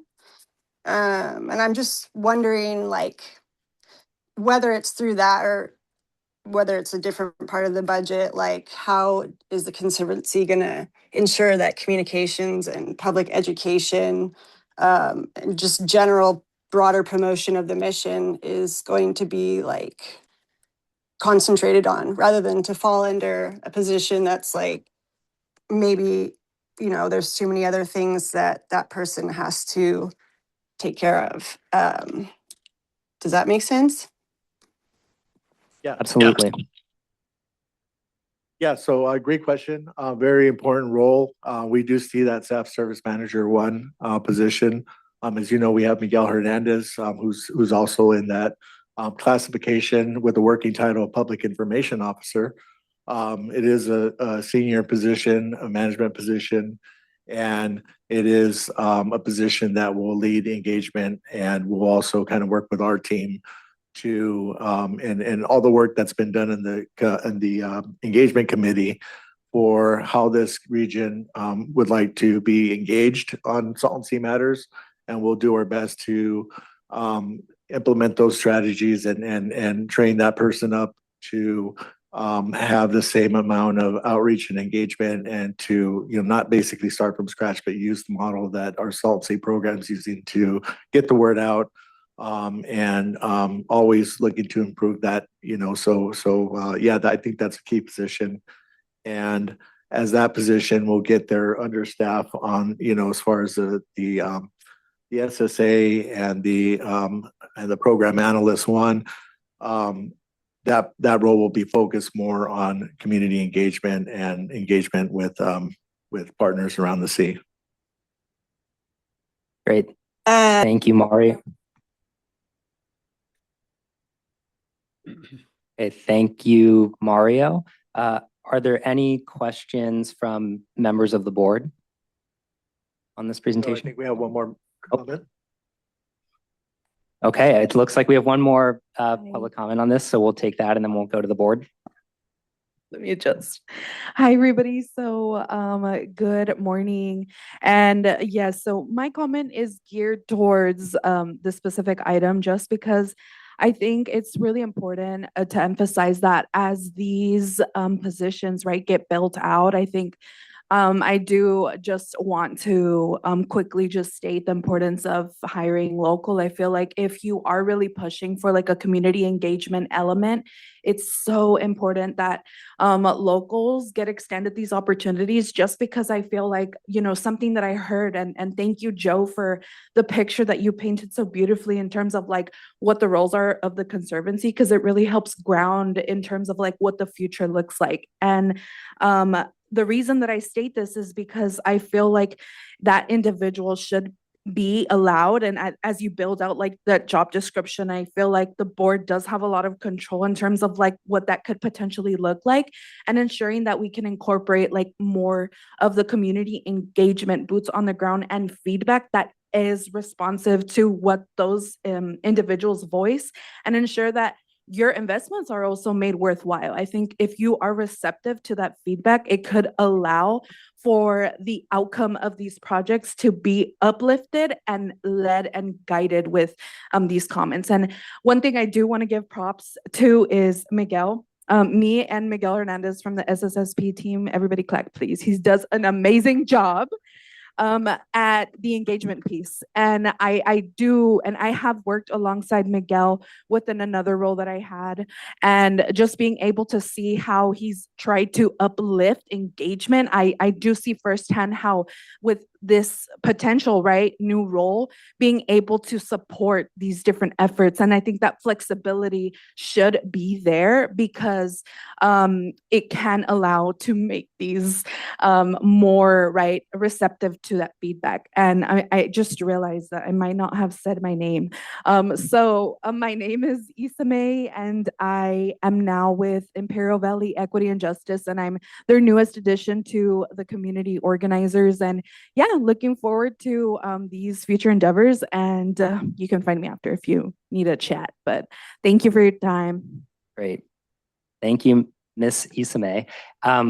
So we will next go to members of the board. Just really quickly to sum this up, most, if not all, of these positions will be locally based. There are maybe one or two exceptions I can think of. For example, the staff attorney for the Conservancy. A lot of Conservancy attorneys are currently located in the greater Sacramento area, and that is an area of law where if you're a lawyer for a Conservancy, you know, that could be a situation where it might be helpful to have someone who has that kind of background bringing it into a new Conservancy, just so that there's some institutional knowledge to draw on. But that's a very limited example. The remainder of these positions are based in this region by necessity, right? Because these are the folks who are going to be operating these projects. So just want to make that as clear as possible. And if we could go to comments from the board. I'll recognize Director Estrada first. Thank you, Mr. Shea. I think you've answered some of the comments that I was going to make, and I think they kind of echo the comments that were made by the ladies. And yeah, I thought that was my question was, as you presented these potential positions, if you could have identified what positions would be local and then what positions would not be local, you know, what was the state's intention as in regards to that? But I think you've kind of generalized it. The other thought that I was having, as it seems like the budget is increasing over time, is also the timeline of how you plan to staff up, how we plan to staff up the Conservancy. So, you know, I imagine first year we're going to have some positions, maybe second year we're going to add more positions and eventually get to the right amount of positions that we think we need. So if we could kind of have a breakdown of that, I think that would be helpful. And those were the other question I had was, as it points out that the funding is kind of coming out of Prop 4. I wanted to get some clarity on whether the money that we're expecting from Prop 4 a function of a yearly budget from the legislature, or whether the full 10 million has been committed over a period of time entirely to the Conservancy, or if that's something that that this Conservancy would have to negotiate over the next several years to kind of get a chunk of that money. Yeah, so all great questions. I'll try to answer these as succinctly as I can. So the local breakdown of these jobs, I think that's a due out for our team for the next meeting. Can break that down more specifically about which have some flexibility and which don't. But again, the majority are absolutely by necessity in the region. The second thing about the out year breakdown, be happy to break that down as well. I think off the top of my head, we got 4 positions approved last year. We've got 5 up this year, and we've got, I think, 4 next year. And then it's in the BCP as well. Right. On that, it's all laid out year by year, what positions come online and why and their functions. And so it's pretty detailed out on the link that was provided on there. Right. But we'll break that down for you. And a finer point on that is just when they get approved, that initiates the process where we have to go through the Human Resources Department and get all those positions posted and put online. To kind of tying that to Ms. Flores's comment, we want to make sure that you're tracking this in lockstep so that you can promote these opportunities to your networks, because that's how we're going to get the best people to do this work. And then in terms of out year breakdown, so our budget proposal last year was a 4-year proposal. So that funding was approved in last year's budget. There's another tranche of funding that's part of this year's budget and will be voted on by the legislature in the June-ish timeframe. And then that will continue for the 4 years that this proposal covers. It's subject to kind of the legislature and those negotiations every year. But we've kind of put that ask forward last year, year by year, because we think we know what this Conservancy needs to get kind of stood up in what we're calling its creation stage. So that's that. Anything else? Thank you. Okay, great. Any other questions or comments from the board? I see Director Kelly. Just a request, Mr. Shea, is that the noticing of these availabilities that they're shared with the jurisdictions and the agencies that are part of the Conservancy. I mean, you're going to get tired of hearing from us with all the outreach, because we really do want to make sure that we're pressing this to every available network and getting a broad pool of applicants. Any other questions from members of the board? I see Director Bautista. Yeah, I just wanted to comment on, I think it'd be great to consider adding paid internships. I didn't see that there. And I know, Mario, you mentioned that there are positions that are seasonal, and I don't know if that was an internship or not, but I'm a product of an internship at Audubon, so I feel like those are super fruitful, and that's really like starting at ground zero and giving our younger adults like opportunities to grow into this field. Excellent. Okay, I'm tracking that as a do out for our team as well. Figure out how we might be able to do that. All right. Seeing no other comments or questions from the board, I'd like to turn briefly to a different topic, and that's that we've got Secretary Crowfoot, who's been an incredible champion of the Salton Sea for the last several years, the last 7 years, as you know, and really excited to have him joining us today. And I want to make sure that he had a chance to address all of you. Thanks. Hey, thanks so much, Joe, and welcome everyone to the Conservancy. I just wanted to pipe in here from 20 floors up in Sacramento to, first of all, thank you for stepping up and being the public servants that you are through your service on the Conservancy. Every last person that is now helping to lead the Conservancy has their own role in building the future of this region, and you all have day jobs and other responsibilities, so you're stepping up means a ton. I am really proud of the journey that we've been on together over the last 8 years. It's been almost 8 years since Governor Newsom took office and I've been in this role. Many of you have heard me before talk about my first trip out of Sacramento was actually to El Centro to break bread with oh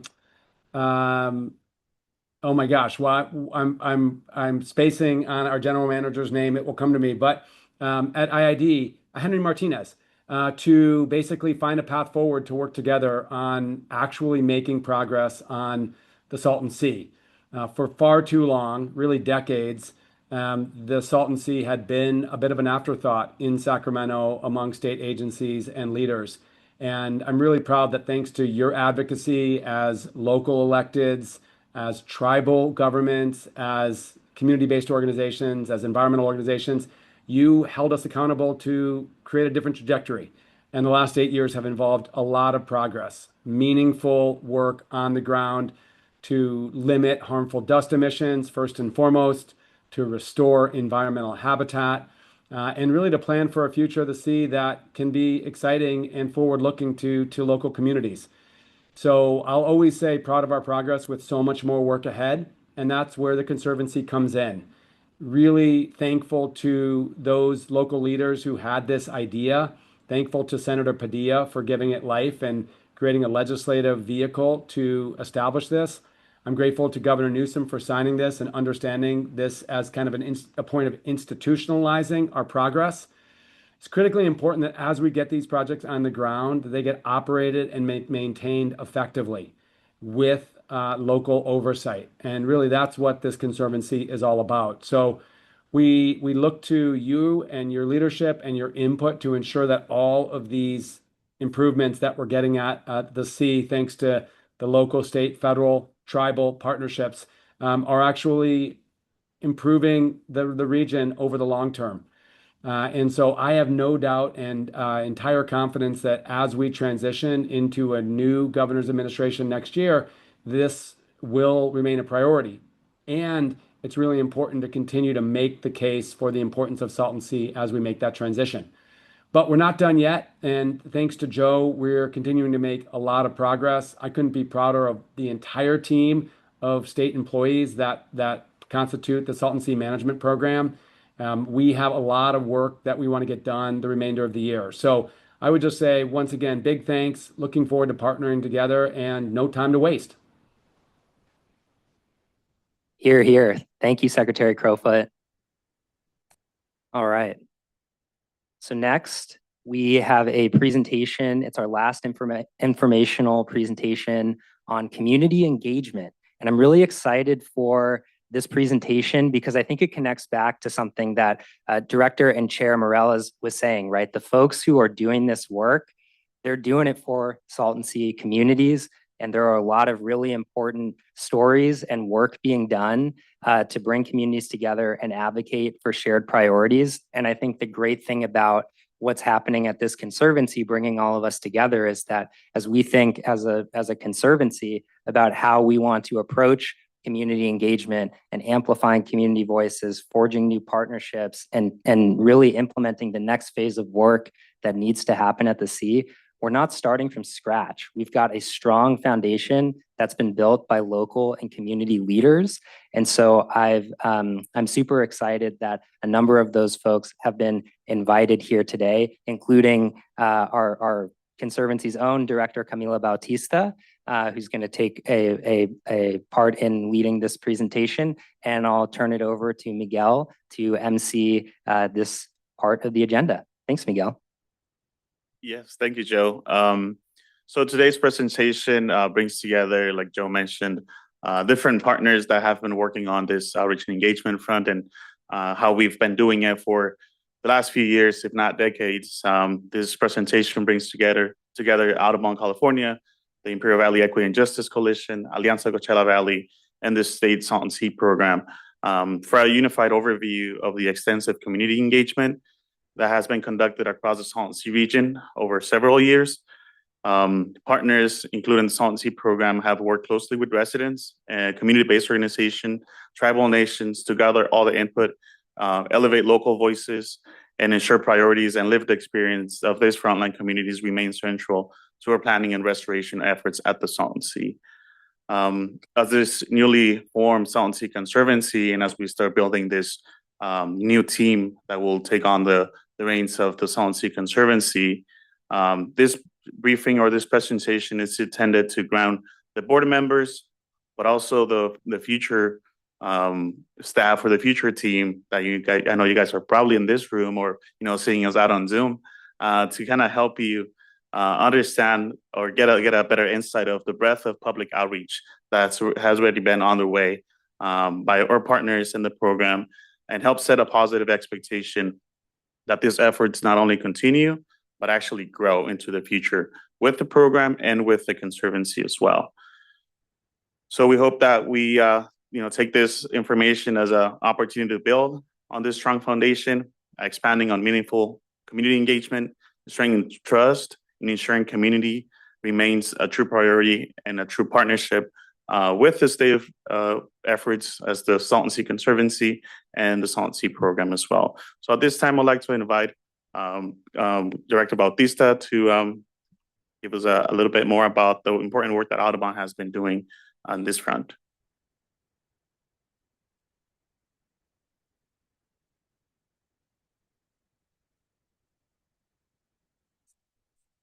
Oh, next slide, please.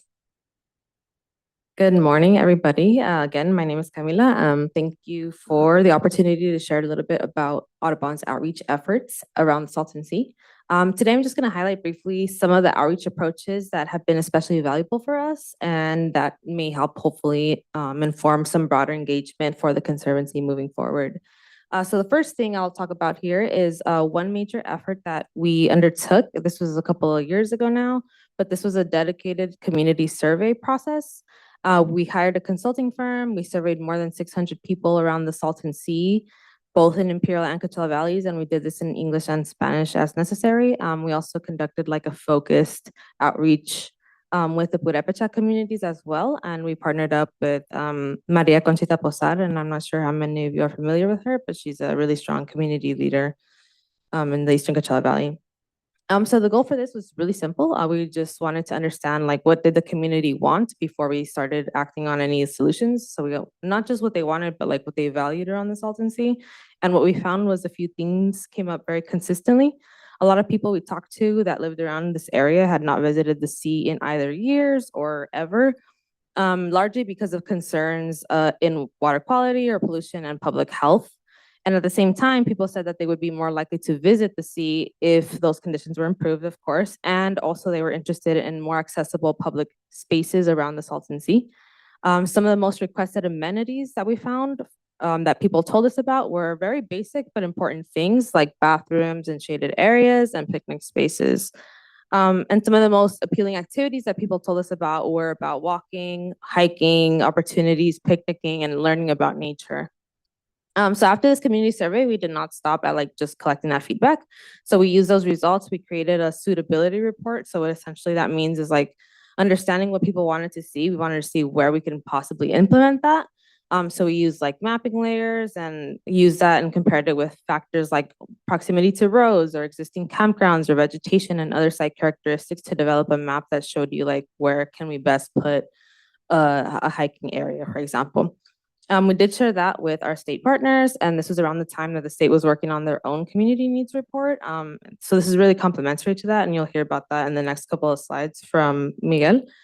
Yeah, and next slide, please. So something else I wanted to emphasize that Audubon does here is the importance of consistent and intentional relationship building. So over the years, we have hosted many community meetings, field trips, and outings with different types of groups out here, including like faith-based organizations, for example, local residents, tribes, students, and community leaders, usually in the format of like just simply going birding at the Salton Sea, or we've hosted like really a whole day long Salton Sea wide bus tour for anybody interested as well. So a big part of these efforts has simply been just helping people experience the Salton Sea and like see it in a different lens, helping them both experience the challenges like firsthand, but also like learn about all of the work that is being done already. And I also wanted to just really highlight our outreach approach around the Bombay Beach Wetlands Project. So around like the earliest conceptual stages of that restoration project, back when this project was literally just a thought and just like hopes and dreams, we went out to the Bombay Beach community, to their town hall, and we like expressed our thought process there. And so from day one, before really any plans were drawn up, like we've started engaging with Bombay Beach community. And anytime we had any milestones, we would always return and like we would actively go back to provide updates, answer questions, and hear concerns. And I think one thing that really worked well for us was hosting more like informal open houses on weekends. So people could stop by. It was like a 4-hour thing on a Saturday. So it was open to more of their time. They can ask us questions directly and we can provide, honest feedback and whatnot. We would take all of that back to the drawing board whenever we were working on our projects and really just try to make that work where possible. I think that really helped us like build relationships and trust. And I think, that's super important because you can't just go to communities when it's just like one single meeting for one milestone. Like you need to really start from the beginning. Next slide, please. And then the last thing I'll touch on is education. So Audubon has worked with students and community members across many age groups from elementary schools. We've taken them out like to the Salton Sea just for hands-on field trips. We've participated in middle schools like career expos, and we've developed a dedicated like 3-month-long youth leadership programming for high school students and young adults as well. So a major focus of our educational work is experiential learning and reducing barriers to participation because there's a lot of that out here. So we really just try to create opportunities for people to experience the sea again firsthand, because again, for a lot of these kids, this is like their first time going out there, even if they live nearby. So we actually recently completed our second cohort of our Salton Sea Leadership Program, and that's a 3-month-long program. It brings together young adults to learn about the sea from different perspectives, including like science, restoration, public health, water policy, and traditional ecological knowledge. So our participants, like they heard directly from the experts. We weren't there just talking to them the whole time. And then we took them out to the field. And so I think another important thing that I'll just highlight and before I end is I think something super important for us out here is partnership. So we don't do this alone. We've been partnering a lot with like local collaborations with Friends of the Desert Mountains, Alianza Coachella Valley, COFAM, or Council of Mexican Federations of North America. And that's just to name a few of our partners. And that's just really to help expand like our outreach, build trust, and really ensure that the participants, the community is getting like the most meaningful experience possible and not just learning about birds, but anything else that like COFAM or Alianza can offer. So just to quickly end, the goal across all of these efforts that I just discussed is ultimately, again, to help people just better understand the sea and see themselves reflected in this work and just feel engaged and empowered to participate in its future. Thank you.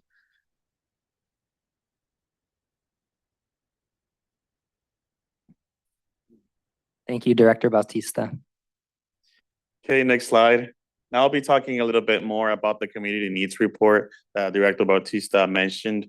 That happened to be an effort that kind of builds upon the other findings from our colleagues. This was a process that was developed back in 2024. It was a couple years process that was informed primarily by community voices, Different partners, some of you guys here in the room may have been part of this process of creating this community needs report.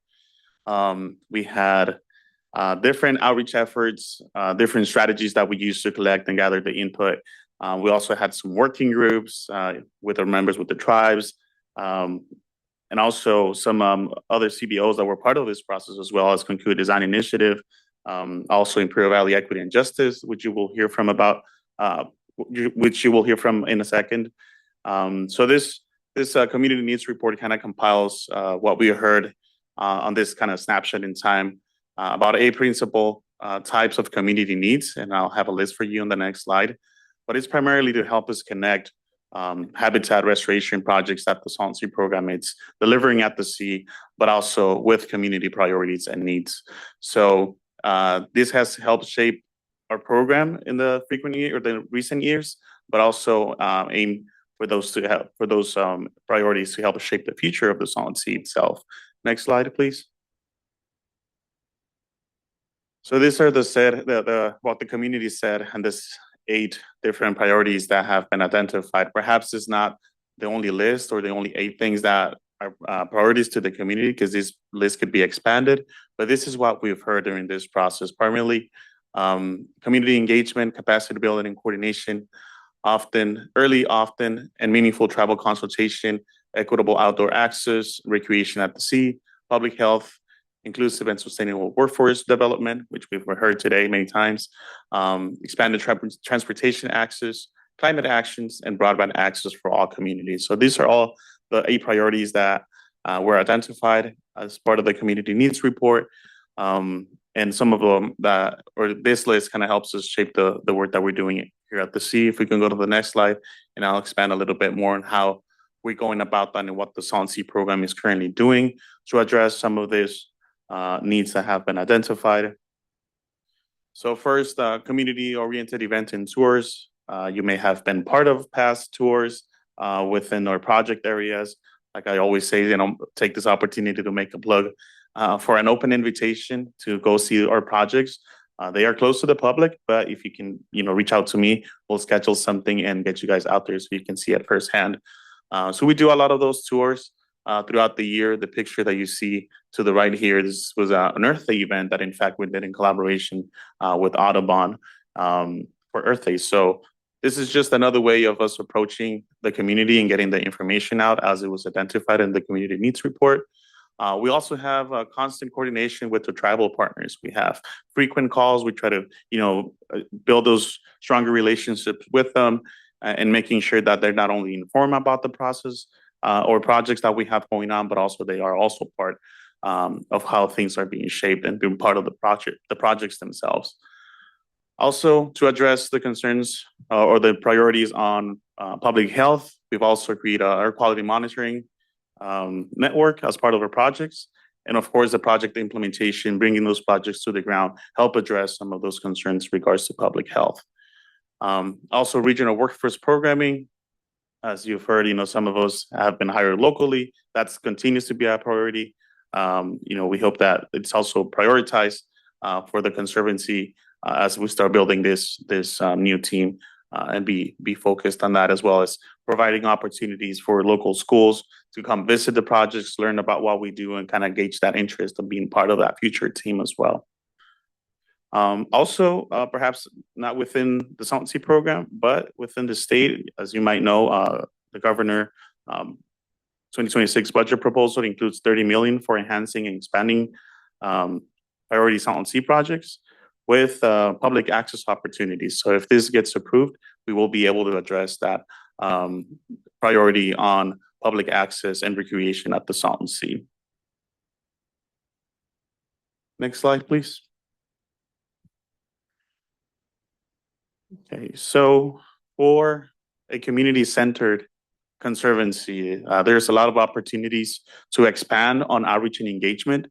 This is kind of take this as the foundation that we've built together, but let's grow from there, right? It's not just the one way of doing it. It was just make it better, include communities throughout the different processes, and communities, I mean everybody that lives around the sea and perhaps others that have an interest on the Salton Sea.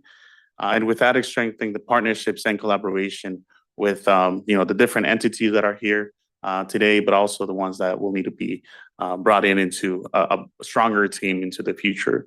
Also improve public access and recreation. Continue to help address health and air quality, with different programs and that flexibility that that a conservancy might have to build programs around this. If it's perhaps a air quality notification program, things like that, that could be undertaken by the conservancy. There are just many paths that this could be shaped, but just so we can have that forward vision on the conservancy, how that can be continue to bring priorities from the community, and again support workforce and local contracting. I think that we've heard that a lot today, and we will continue to hear that from not only us presenting, but also from their community as well. And with that, I'd like to invite our partners at IB Equity and Justice, Daniela Flores.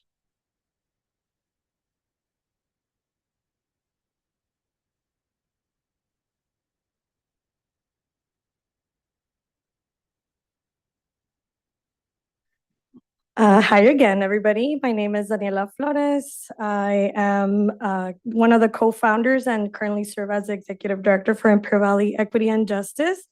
It's a great honor to be here. I grew up in Calexico. I had the privilege of being able to live in different areas in California, and the pandemic brought me back. There was a health equity emergency, and that's why I came back. And I am grateful to be able to, 6 years later, with a thriving team of 12 and growing. And our organization's mission is really geared towards ensuring that our communities thrive and not just survive in the area. And so our work with the SSMP program goes back to 2022, 2 years after, the pandemic work was happening. We were aware of we heard about the, COVID being related to the respiratory conditions that people experience in the entire region, not just Imperial Valley. And actually, we could go to the next slide. Just to kind of talk about how it is that we started working with SSMP.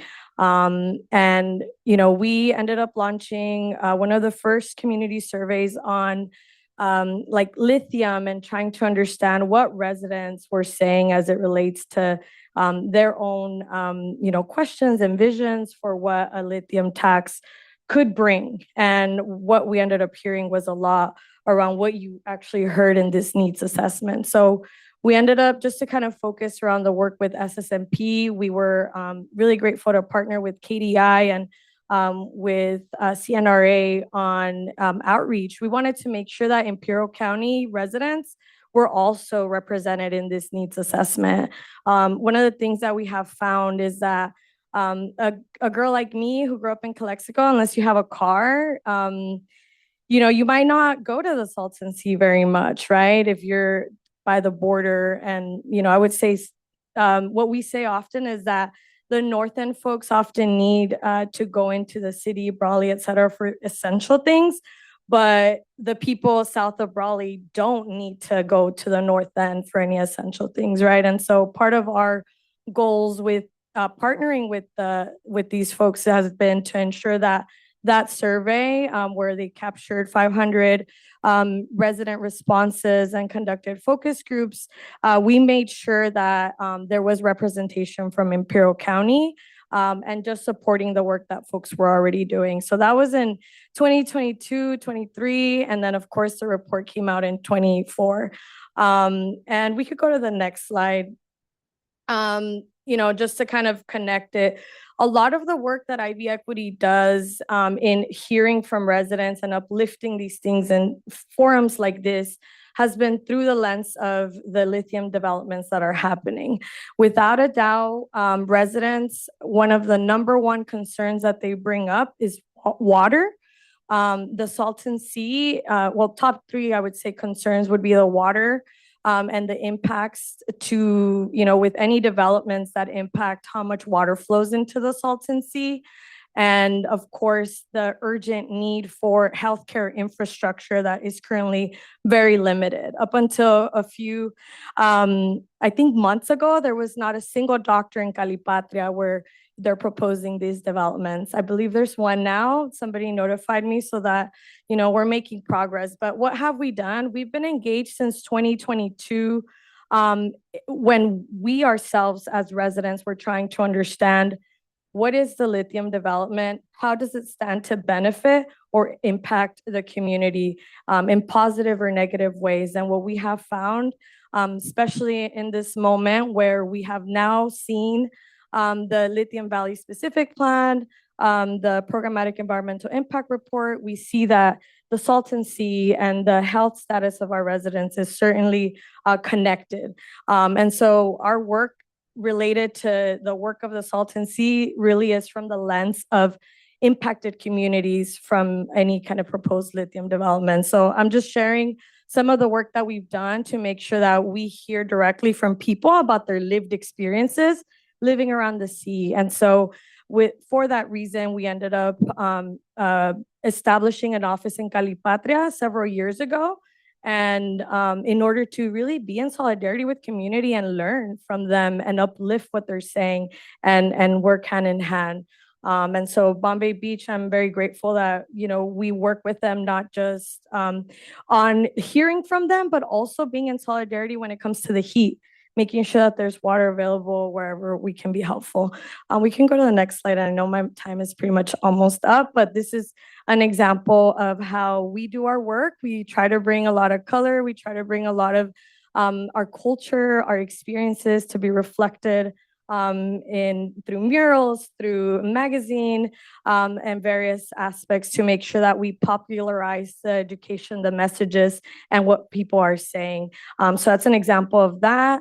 And the final slide, I'll just say that we also like to be really responsive to what resident initiatives are happening. And so what you see here was an opportunity to partner up with the Land Rush Project with Uwe and Co. and other folks from Bombay Beach to start to use all of our collective knowledge about what we know from the sea. And a lot of what we've learned is that we have a lot of knowledge within the residents and the folks that are here in the Salton Sea community.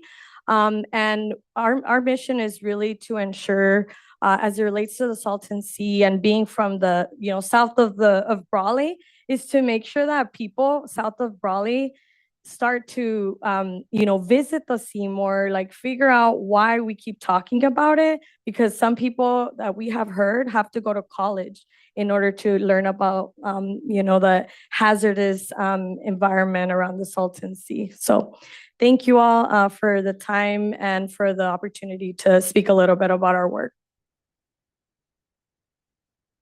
Thank you so much. Great, thank you, Daniela. Yeah, don't forget to follow them on Instagram and their social. Okay, if we could have our partners from Alianza. They have a little bit more to share about their important work.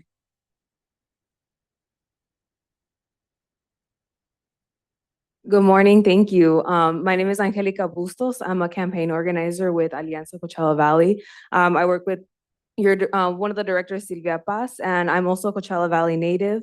And I have a lot of loved ones who live in North Shore region. So I'm a frequent visitor of the area, and that there is a very big need for the community, and a lot of them don't even know a lot of this work is happening. So I'm very excited to, be a part of like these kinds of conversations, and also, talk about it in my personal capacity as well as Alianza's capacity. So a little bit more about this. So since 2010, Alianza's environmental justice campaign, now known as Thriving Salton Sea Communities, has been holding roundtable meetings in the Salton Sea region with local, state, and regional governments, as well as NGOs, academia, and philanthropy, as well as community members to brainstorm and collaborate on solutions to address infrastructure and public health issues. It became clear that the area is made up of smaller rural communities, and it was crucial to develop a regional identity and build our capacity to act together and increase our competitiveness for public funding. We are stronger together than working in the silos to address the more pressing issues for our region. Our roundtables determined that it should be prioritizing projects that address infrastructure to uplift the region, advance local trails and other active transportation opportunities, and as well as increase economic development opportunities. Next slide, please. Another one of Alianza's projects has been advocating for the trail and around the Salton Sea, which is now part of the planned expansion of the CV Link. So if you don't know, CV Link is a trail that goes through all the way from Palm Springs to Coachella, but we want to bring it to the areas of Thermal Mecca and North Shore, just so they have access to that as well. And this extension would provide a multimodal transportation opportunities and lighting for increased community access and safety, because currently, as you check out in North Shore, it's a very active community. A lot of people are outside walking around, their kids are playing, so it's a great opportunity for them to actually have sidewalks to even do walk around, because if not, then they're already walking on the pavement. But it's very active if you ever take an opportunity to visit those areas. And this trail will also improve community access to critical services and programs to enhance climate resiliency by offering solutions to the receding Salton Sea, such as revegetation, dust suppression, and shade infrastructure.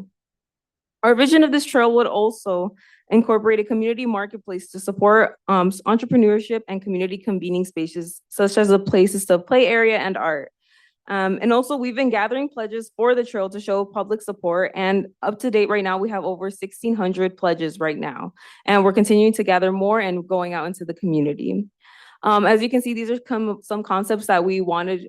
We are anticipating, hopefully, for the trail, very people-oriented, very, active, not just a place where it just exists and hopefully people come and visit. We want to make it attractive for people to come and take advantage and explore. And if you want to know more information about the work around the Salton Sea, you can follow us there on, we have Alianza Instagram, but for this particular project, we have our Thriving Salton Sea website. So please visit there. Thank you. Thank you so much. Great, thank you. I personally want to thank Director Bautista, Director Daniela Flores, Arabi Equity, and Angelica Alianza.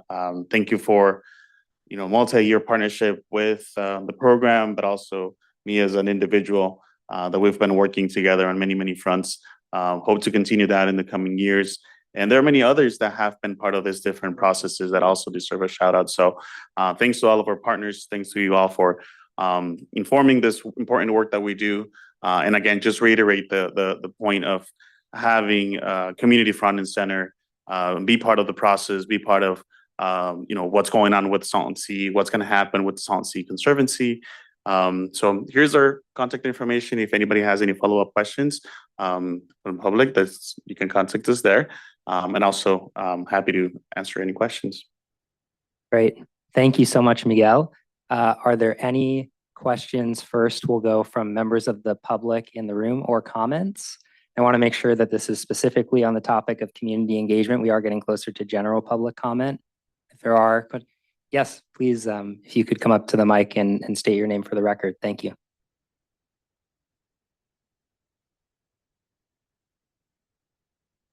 I'm a member of the board. My name is Juan. I am a member of the board of the Sea and Desert Interpretive Association and the president of the Salton Sea Conservation Coalition.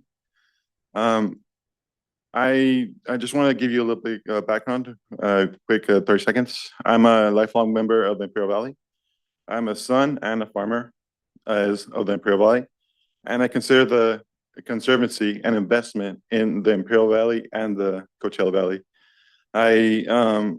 One of the reasons I got into conservation and the working with the community is that I did not see that investment into our community. And one of the things that I'm glad and it makes me excited to be here is to see that investment with that presentation. And I would, another thing that I want to point out is my lack of not seeing this great investment and effort is sometimes there's a lack of translation. One thing I want to point out is I saw many of the jobs that were brought in the previous presentation, and one of the positions I saw was wildlife maintenance and working on it. And I just from experience, I know that that involves a lot of tractor work. And if you're from the Bureau Valley, you know that we have excellent tractor operators as well as the Coachella Valley.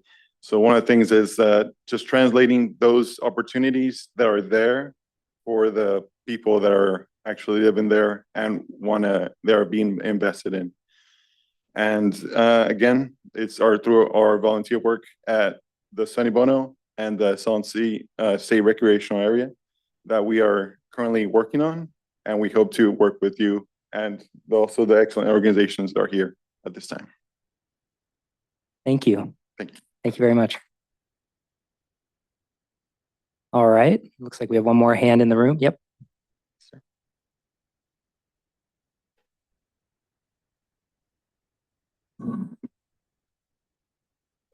My name is Kent Cassidy. Good morning. I'm the proverbial canary in the coal mine. In case you don't know, and hopefully you do, and maybe somebody will start paying attention, the Salton Sea, in fact, is a stinky, messy, dirty, toxic waste site. There should be a yellow tape put around the whole damn sea, and people should stay away from it. It's a mess. And then we've been, for the last 20 years at least, doing programs and studies and spending money, millions of dollars. And what's happening? The level of the Salton Sea is going down, and it's getting worse and worse.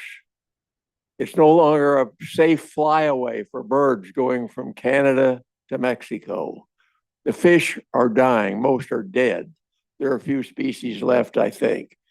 But you know the definition of insanity: continuing the same behavior and expecting different results. It's not going to happen with this. Wonderful new board, Conservancy, yippee yahoo. What's the result going to be? On the presentations this morning, what I've seen is more employment, maybe, possibly, more staff, more money spending. And what's it going to do for the Salton Sea? Has anybody brought any common sense and rationality to the table and looked at what's been done and what's been talked about? And I've seen a bunch of proposals recently that are capital S felony stupid. They don't make any sense at all, but they spend money and make people think something's going to happen. It's not going to on those paths that I've seen. There is a solution to what's going on at the Salton Sea right now and has been going on. There is a solution, but it seems like nobody is paying attention to it. But hopefully with this new board, there will be some listening and common sense and thought given to fixing the problem and making the Salton Sea what it could be, a wonderful playground, but it's not happening on the current path. Thank you for your time. Thank you, Mr. Cassidy. And it sounds like we have one commenter online, two commenters online. I'll wait for those folks to get teed up. Our first speaker is Czar. Czar, you're allowed to speak.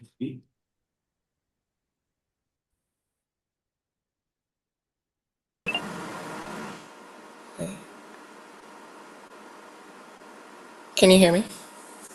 Yes, we can. Hi, I'm Zartide from Bombay Beach. I'm currently a member of Nerium, which is the organization that is with California Jobs First initiative to engage Imperial County with environmental literacy and AI content creation. I just wanted to thank Mario and Miguel for all that they have done to take action to help the sea and keep the public aware. And congratulations to everyone, especially the Imperial County representatives and lovers of Kauai with all her natural wonders. I hope the Conservancy can be what we need to have a better future. From what I was told, the Audubon Salton City Leadership Program for the sea education was not available to residents of Imperial County, which felt weird, and I hope it will change as many people here would like to be informed and share with the community. We are currently developing Miriam with the Jobs First initiative. We are currently developing a curriculum for workshops with Imperial County College Mesa for the Imperial College Mesa Hub. I just want to thank Janet. Within the program, the students will be creating content for the promotion of the environment. If we are given the opportunity to be notified or given information for the students to create to help the Salton Sea projects, especially the Conservancy and the Authority, I believe we can get more visibility for outreach and get engagement that can make a real impact on the protection of our community environment. Lots of you have our information already, but we can be reached at Nuriam@pm.me. That's NUREAUM@pm.me. With the content creation, we can give all of you and any members of any of the projects direct access to the assets that we will be creating by the permission of the students. We want to be able to allow people to engage and with the social media and have the ability to quickly share and engage the public digitally. The key problem I have noticed with the engagement is the lack of representative engagement digitally. For example, with the amount of people sitting there, you all can get engagement, likes, and upvotes and reposts and posts, and it would spread so far, so quickly, because when you do something collectively, it boosts the algorithm and makes it think that it is important, and we know it is important. In addition to sharing the content with the community organization, we can share the content with the community organizations that can further boost the awareness online and in person. People in Bombay Beach have seen a lot of community engagement, but we haven't seen a lot of change. I hope this Conservancy can be the change everyone has been workshopping us for.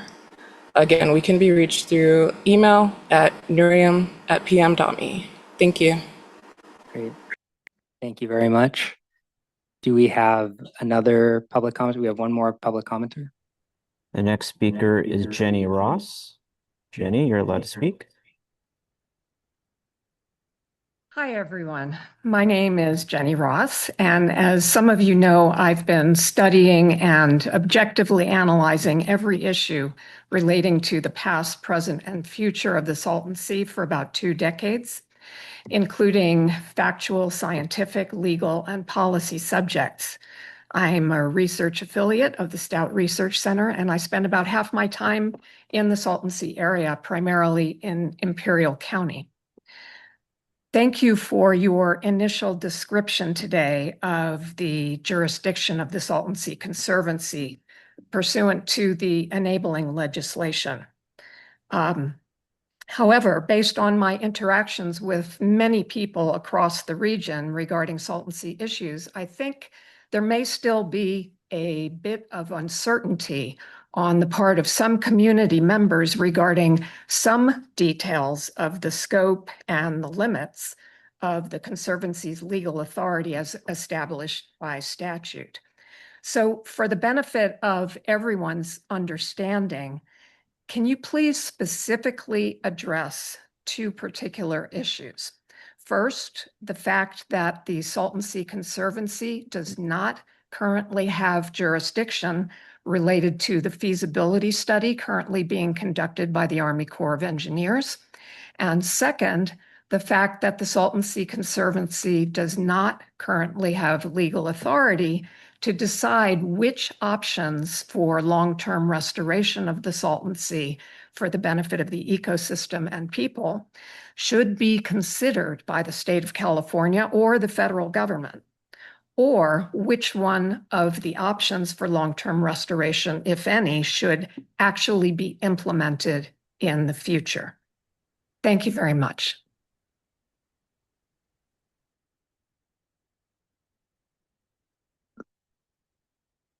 All right, our next speaker is Kitty. Kitty, you are allowed to speak. Hi, hello, I'm Kitty. Can you hear me? Yes, we can.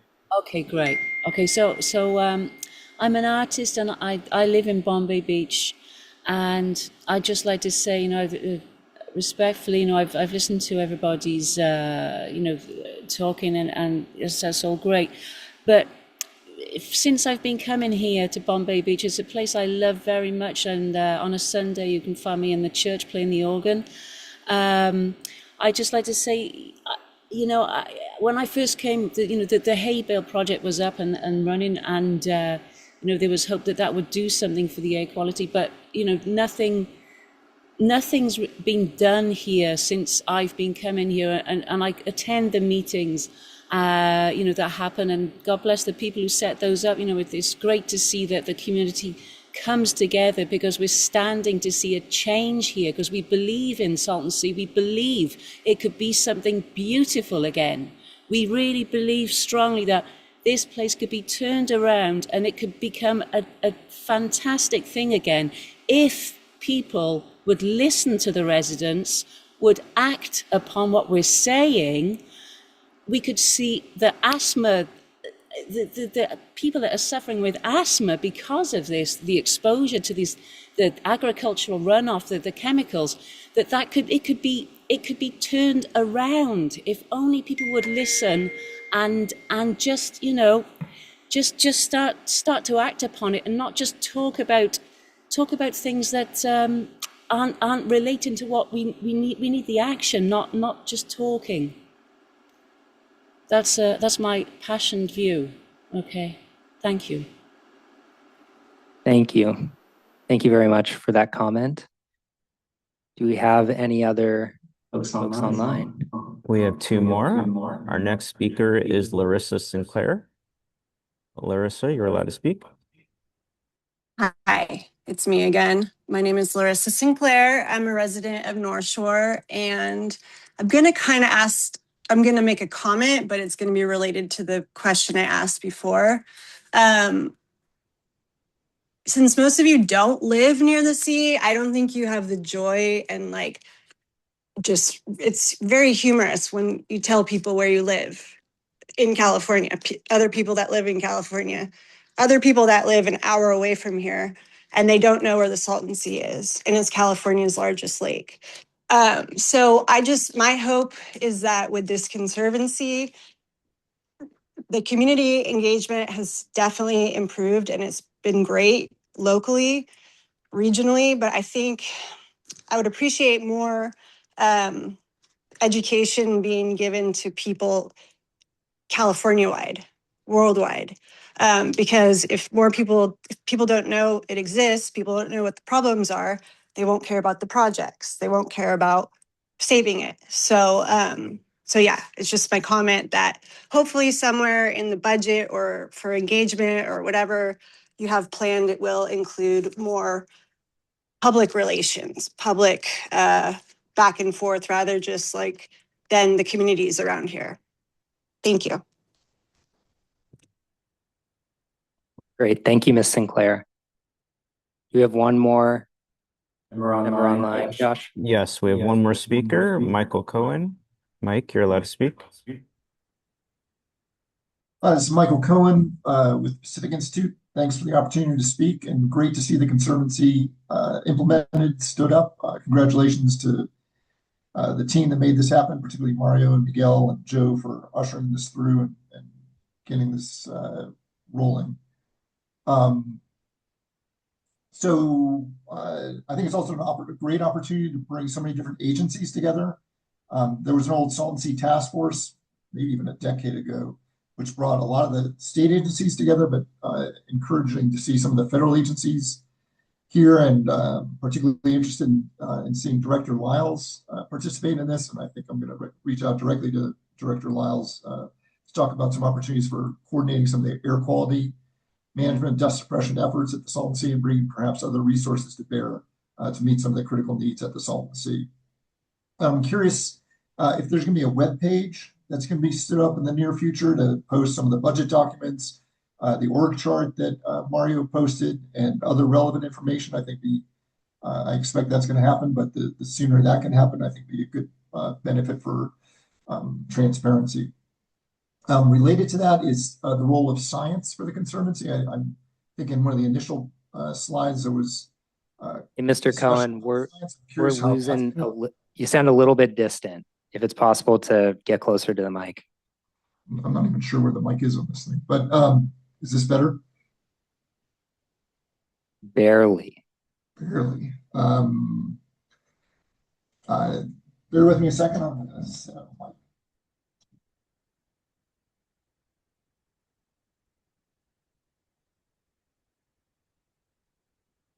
Okay, Mr. Cohen, we'll come back to you during general public comment. And just to note, we do have a website right now. It's an extension of our saltonc.ca.gov website. If you go to that, you'll see there's a section on there for the Conservancy. We're working with our IT department to build out a website that's a standalone website for the Conservancy. We hope to get that done soon, and we'll send out an email to everybody when that's done. With that, public comment on this item being wrapped up, I'm wondering if there are any questions or comments from board members. All right, seeing none, we can move on to item 6. Just before we get there, I want to take an informal poll of the board. Does anyone need a 5-minute stretch break, or are we good to keep pushing? We're about 2/3 through our items. Great. Okay, so item number 6, discussion of future agenda items. So I have a couple things on this front, but I want to know if there are members of the board who would like to raise anything that they'd like to see at the next board meeting. Director Kelly. Thank you. Thank you, Mr. Shea. I would like to know for the Conservancy and the operation and maintenance of SCH and all other projects related to the Boatman bug, what will be happening? Are there any contingencies to deal with Boatman bug? And I would like that to be shared with this board and the public. Great, thank you. We will take a look at that, circle back on it. Anything else from? Yes, sir. Charlotte? Would like to get a better sense of the projects that are in the queue that we are going to start absorbing for O&M purposes. Whether there's projects that are complete now, and then what projects are kind of in the queue to be complete in the next year, 2 years, some type of time frame for that. And then I imagine at one point we're probably going to have a conversation of where you imagine that we would situate an office. And so I think we should have a conversation about that when it's appropriate. And then I was wondering, I was at a Colorado River Board meeting yesterday, and our friends from San Diego County Water Authority were there, and we were talking about the projects that are being carried by the JPA, the QSA JPA. And I just wondering if there's been any thought about whether there's some projects that are being carried through that JPA that the Conservancy would also absorb for O&M, or is it strictly tied to the management plan? Wondering if you could add some clarity to that, if those are things that you've considered. And that's about it.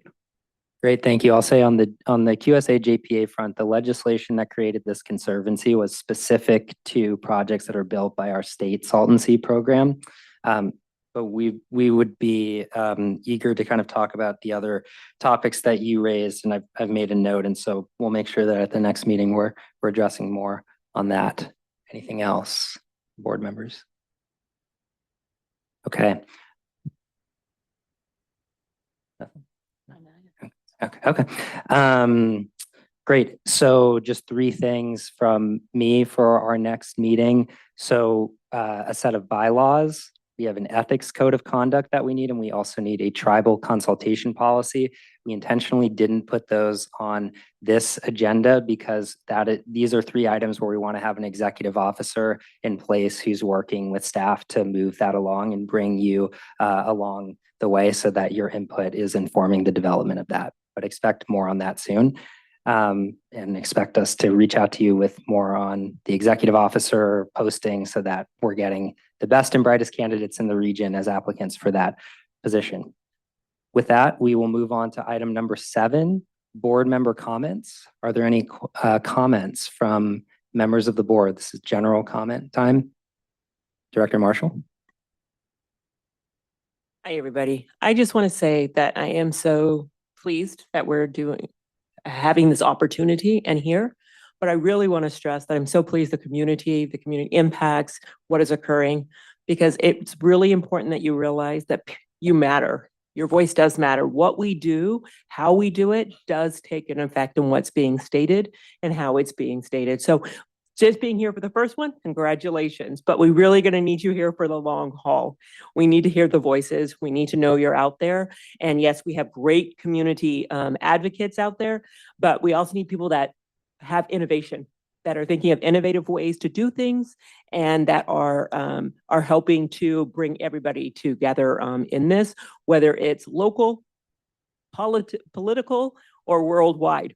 Right? We need to learn. We don't have to learn all the lessons ourselves. We need help from others to get that to us. So we really appreciate, I'm just speaking for myself as a board, but the whole board here, your input, and realize that even if you think you're only one person, your voice matters. Thank you. Great. Thank you, Director Marshall. Any other comments from members of the board? Mr. Shea, thank you. I have to exit. I have to drive back to Imperial Valley for a budget meeting. So I'm sorry about the timing, but thank you for the invitation and thank you for the appointment. I look forward to good work. Thanks so much, Director Kelly. Last call for comments from members of the board. Comment. Do we know when we have a next meeting? That's my question. We do not have a date set yet, but Mario will reach out and try to coordinate folks around a date. And ideally, again, we have the executive officer posting. We've got some movement on that. So we want to try to push on that for over the course of the next couple of weeks to get the posting done, advertised with you all, and then start talking about next meeting. All right. So now we will move to public comment for non-agenda items. I have 5 speaker slips here. I'm going to call folks up in order for folks in the room. And I will go first to Mr. Tom Sefton.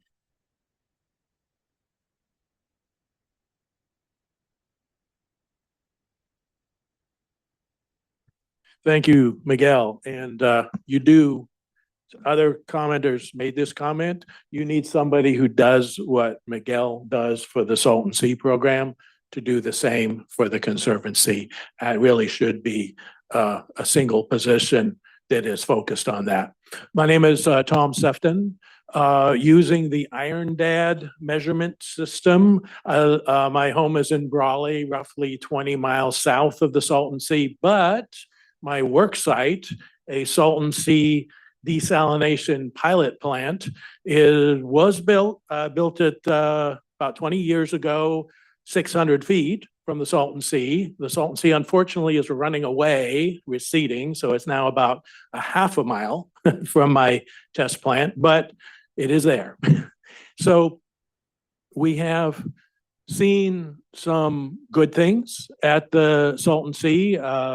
Couple days ago, I saw pelicans on the east ponds of the species conservation habitat. In the last year, the Salton Sea program has successfully put 2,000 acres of habitat into effect, and it's working. Several weeks ago, saw 50 American white pelicans landing on that. So we have the beginnings of success. Also, we have, at this point, 8 years into the 10-year plan, we do see some of the vegetation for dust control to protect public health. Some of those plants, those iodine bush, are actually starting to get big enough to slow down the wind and reduce the dust. So 8 years in, we are starting to see progress on the public health front. So I do want to congratulate the hardworking people in the Salton Sea Management Program. Now just the program, I guess, is for doing that work and getting it running and starting to see success. The unfortunate reality, however, is since the QSA went into effect and desert water started being transferred out to the coast, we have seen the Salton Sea lose more than 12 feet of elevation, exposing tens of thousands of acres of playa, and there's a long way to catch up to getting that under control.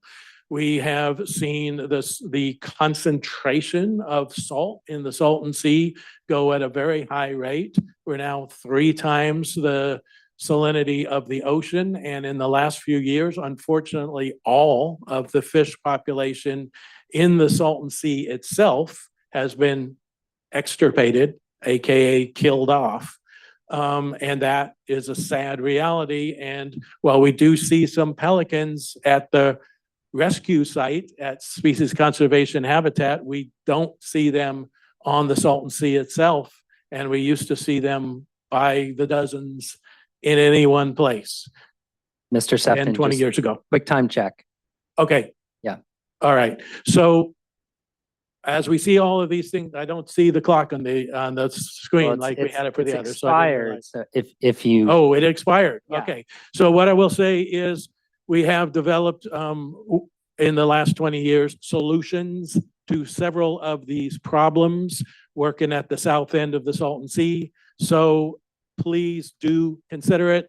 I know this is way outside the brain box of the way public agencies usually think, but you got 3 to 4 million tons of salt coming into the Salton Sea every year. We have figured out how to purify the salt and purify the water, both to very high quality, and those could be resources for what you do. And you do not have a funding plan for the long-term operation because the legislature still approves budgets a year or 2 or 3 or 4 at a time.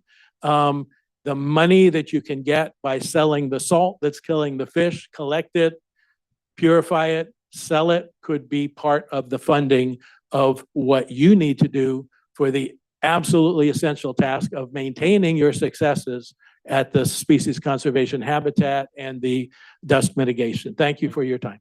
Thank you, Mr. Sefton. Okay, next we'll go to Mr. Rodney Smith.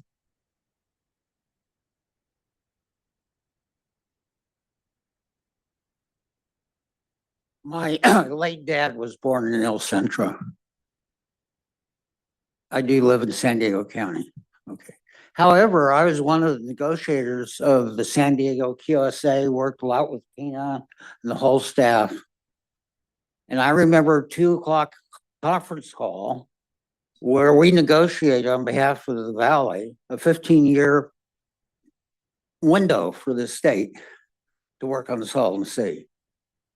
In 2016, I got a little pissed off because I didn't see much action. So with Mr. Bates, he and I in 2017, 2018, advocated C2C. I'm here today to say I'm so enthused to see we now have, I mean this sincerely, a new player on the street. And that's you all. I'm also pleased to see about the civic engagement. Chuck Parker, you probably know, I've probably spoken over the years at 7 of his meetings. And I was glad to hear from the representative from Torres Martinez. Let's understand we have a public health problem here. And what I would encourage is, I know you have the management plan, but I think and I'm glad to hear you're going to work together with the authority, but I think all of this has to be integrated at the front end.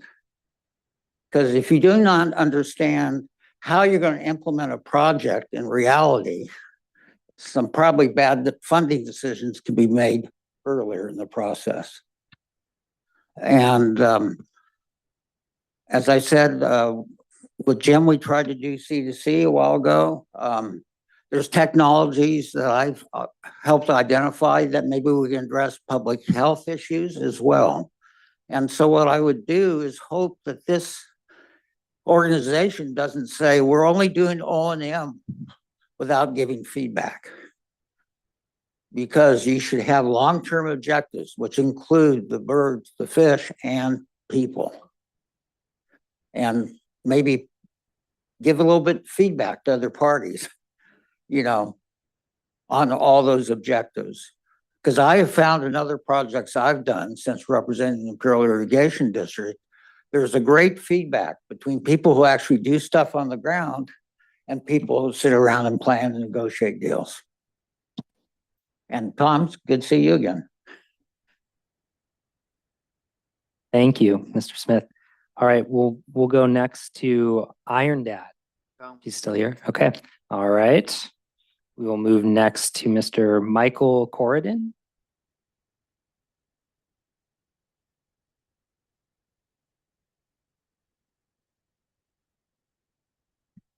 Thank you, Joe. These are my notes from today. If you don't think you are significant influencers, you are. So this is since you all started speaking today. Thank you. These are just the notes I took from today, just listening to all these smart people. It's a privilege to be able to speak to so many Salton Sea influencers in one spot. I drove over from Arizona today because I've been working with the University of Arizona, some of the world leading advanced oxidation experts, number 1, number 5 in the world over at ASU. Probably shouldn't surprise you, Arizona has its share of water issues also. But I've asked for the counsel of Rodney Smith, who just spoke. His partner in crime, Kurt Tetzlaff, was one of the state's leading wastewater and water treatment experts. I didn't come over here by myself as one of those zonies. I've tried to find some of the smart people in California to help me with this idea. It became clear to me at the North Shore meeting, Joe, that you and Patrick ran a while back. It seems like the decision's been made pretty clearly that we're not going to refill the Salton. Whether that's right or wrong, I'm not here to talk about that. I'm here to talk about what elephant in the bathtub. If you're not going to refill that lake, aren't the two big issues? You've done a great job with the birds, with bringing the water in. It's kind of scary that the water coming up and in is better than what you have when it's sewage runoff, ag seepage, and ag runoff, and that's an improvement, and it's helping the birds. That's some indication of what you're dealing with. But if we're not filling that lake, and I heard Governor Newsom say, what is this panel about? You're about improving air quality, wildlife habitat, and community health. I read that's what he said you were about. Done a great job on the birds, I think. I'm seeing them. I spend every weekend over here walking around this area. I don't know what is going on the aerosolization of those toxins. You have arsenic, you have bacterial endotoxins, you have heavy metals. I don't know how that's not a crisis. I don't know that dust suppression. Okay, beautiful. When you did it, hay bales were probably as good as you could do. My God, there's a world of technologies better than that. We can detoxify that lake bed rather than hoping we can stop the wind. Nobody in this room talked about hydrogen sulfide today. That lake is puking out hydrogen sulfide. That's now a health issue. These are not insurmountable problems. They're just not on your radar. The technology has developed in the last few years. It's being used all around the rest of the world. What's hard for us to understand here is, I looked at this 2 years ago. I got scared. I saw 32 agencies over at Salton Sea had some kind of input. Hey, Mr. Corridon, Yes, if you could wrap. I'll wrap it up very quickly. Joe, you've been gracious to set up a meeting after this to talk about some of the technological advances. We really look forward to working with you on that. You have hydrogen sulfide, you have toxins. It's more than the birds, as the Honorable Chairman mentioned, and a couple others. So thank you. Thank you so much. Okay, next we will move to Miss Linda Salas.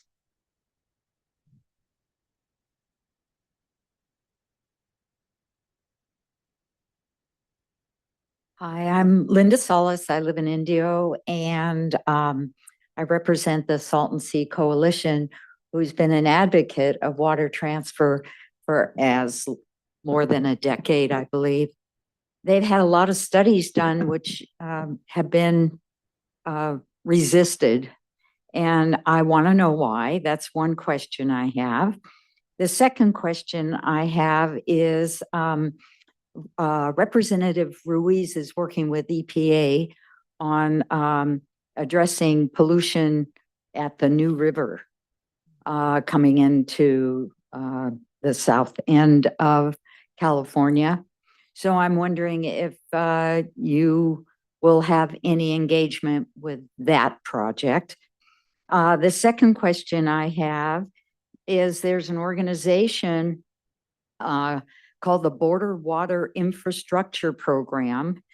And will you be working with them, working on this binational project to clean the New River? And then my third was what I opened up with, which is why the resistance to water transfer? I mean, the pools that you're creating require water. The air quality, also the lithium require water. Our climate disaster, climate problems are drying up the water. So why is that not an option on the table? That's it. Thank you very much. Great. Thank you very much, Ms. Salas. Just a couple points to respond to your questions that you raised. So one of them was about the various programming that is happening at different levels, but which the California Environmental Protection Agency is currently engaged in with a number of other state agencies on Tijuana River. So I think one thing that might be helpful is to get your contact information after this. And I can make sure that if Director Lyles can't follow up with you with more information, we work to identify the best person to do that. As it relates to your comments on ocean water import, I would just note we did a workshop with the Army Corps of Engineers. I think it was last week in partnership with Salton Sea Authority to talk about the next steps that the Corps is taking as part of their ecosystem restoration efforts for the Salton Sea. That webinar is online and they discuss their evaluation of ocean water import on that. So I will dig up that link and send it to you. We will get your contact information and we'll move to our next audience member for public comment, and that's Mr. Lance Bell.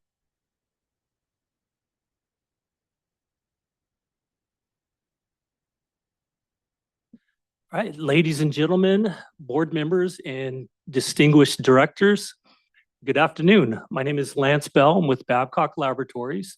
And on behalf of the Babcock organization, we extend our congratulations to the Conservancy, the state, and the broader community on this significant milestone. This achievement reflects tremendous leadership and a longstanding commitment to both environmental stewardship and regional well-being. The Salton Sea holds significance for Babcock Laboratories, which is an employee-owned and federally recognized women-owned and small business enterprise, as it is situated between our founding home in Riverside and our satellite laboratory in El Centro. Our 120 years of providing analytical testing services rooted in trust, integrity, and community responsibility to the state of California reinforces our commitment to the region and our readiness to be an engaged, reliable partner as this work moves forward. The Conservancy and the state have a lot of work to do, and we stand alongside to support efforts that need to be made to address water quality issues, and lend our expertise and guidance in dealing with the challenges that are posed by the nature of the water in the Salton Sea. Guided by our core values to lead with service, work together, and do the right thing, our goal, as I'm sure is the goal of all those who are here today, is to listen carefully, collaborate closely, and together we can help safeguard public health and the environment today and for generations to come. And on a quick personal note, I used to camp at the Salton Sea as a kid in the early 70s. I swam in the sea. And wouldn't it be great to see the Salton Sea restored to some semblance, somehow, some way, someday of what it once was and could once again be. Thank you for the opportunity to be here today. We look forward to the possibility of partnering with you on this important work. Thank you very much, Mr. Bell. Appreciate your comments. Seeing no other speaker slips for public comment in the room, I'm going to turn to our online public comment. And I want to start with Miss Sinclair, as I believe she had a comment earlier that was not maybe picked up online. So if her hand is up, Josh, if you could promote her first, otherwise feel free to promote our other first public commenter. No, I did speak again, Joe. Were you sleeping? Okay, I'm glad we've got that wrapped up. Our next speaker is Chris Krakoff. Chris, you're allowed to speak. Hi, can you hear me okay? You're a little faint. You can hear me, right? Not as well as we'd like to. Okay, can you hear me now?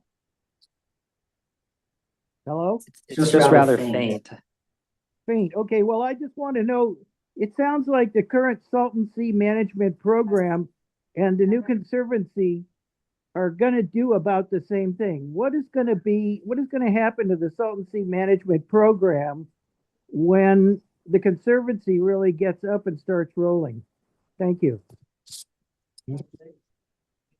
That's a great question, and I appreciate you raising. Hold on, we've got a little bit of echo. It's a great question.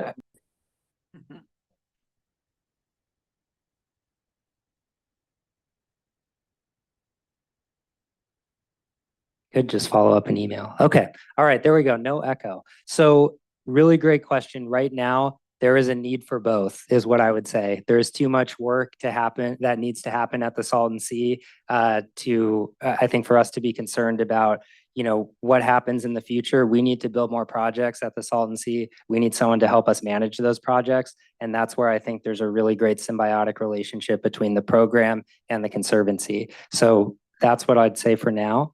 Can we go to our next public comment, please?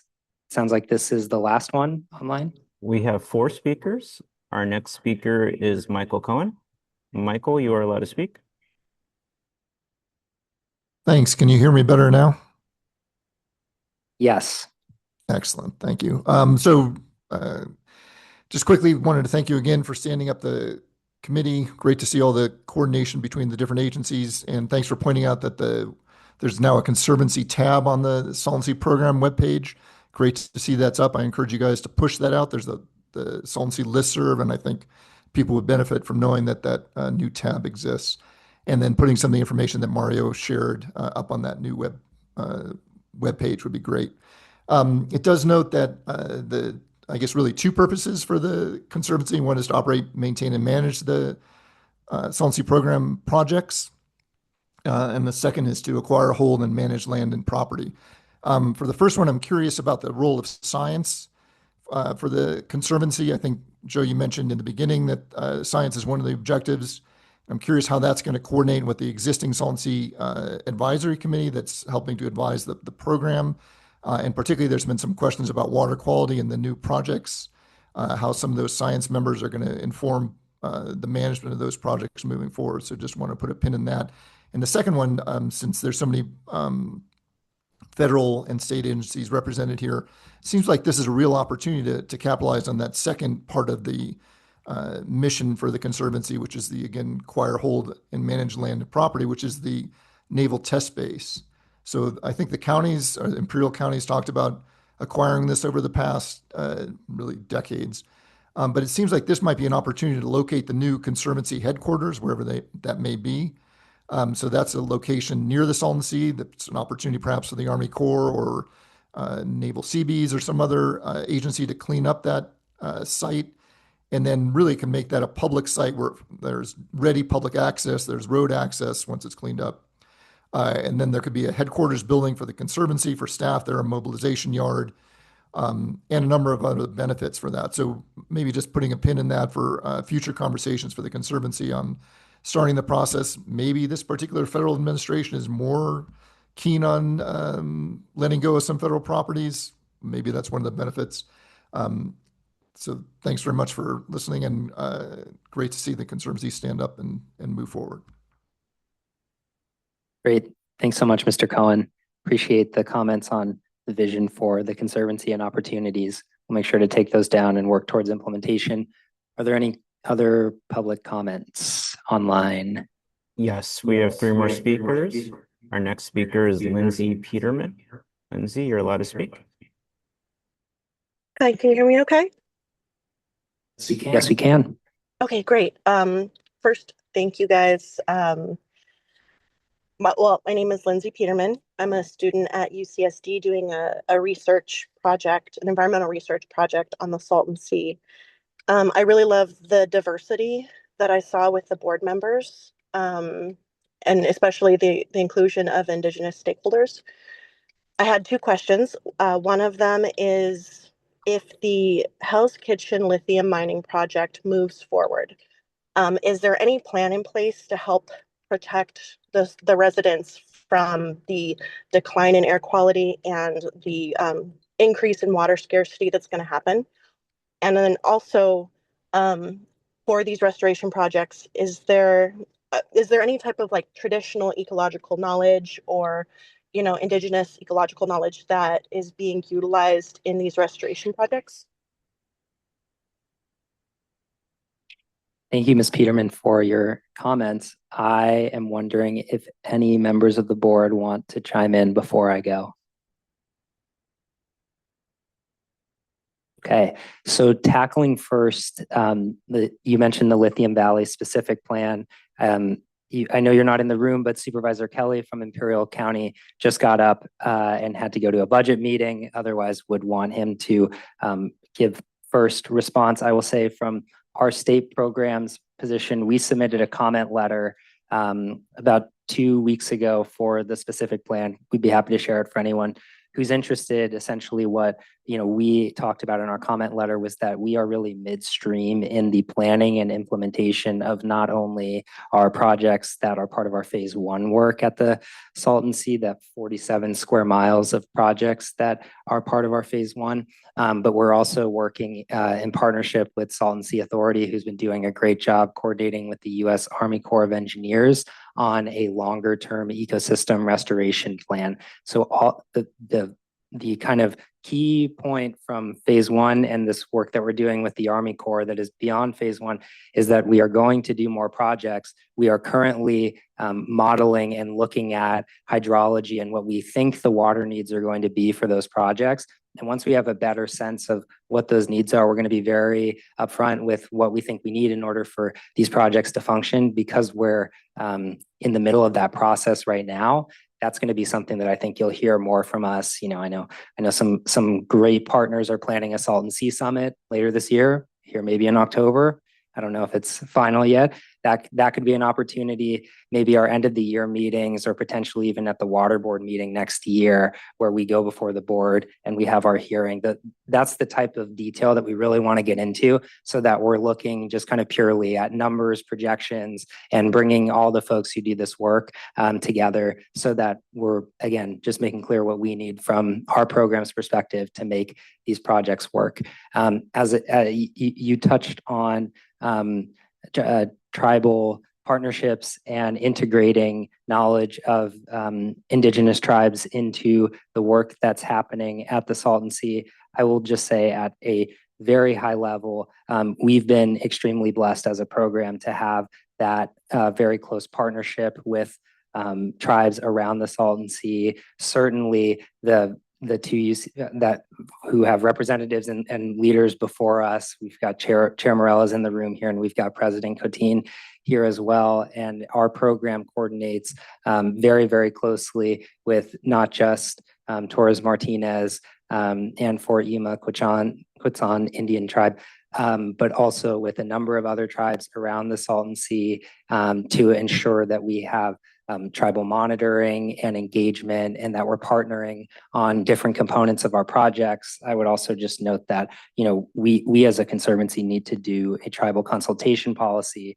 I have a lot of hopes for what I think we can work on as part of that policy. I won't get into that right now, but we've been really, really fortunate to have some really strong partnership. I don't want to put you on the spot, but do you want to talk about the interpretive signage or anything like? He doesn't want to put me on the Sorry, I'm sorry. Yeah, no, we've been working real closely with the staff from the state to figure out how to put some traditional language on signage, to do some mock-ups of fish traps, and just to do some culturally relevant items around the sea when it comes to restoration, to once again be a reminder that this the historical sea was a landmark for a lot of the tribes in the area where we gathered, and a pit stop for a lot of us. So I know that we have been in communications to include some of our cultural aspects when it comes to restoration of the sea. We just need to continue and just bulk it up more.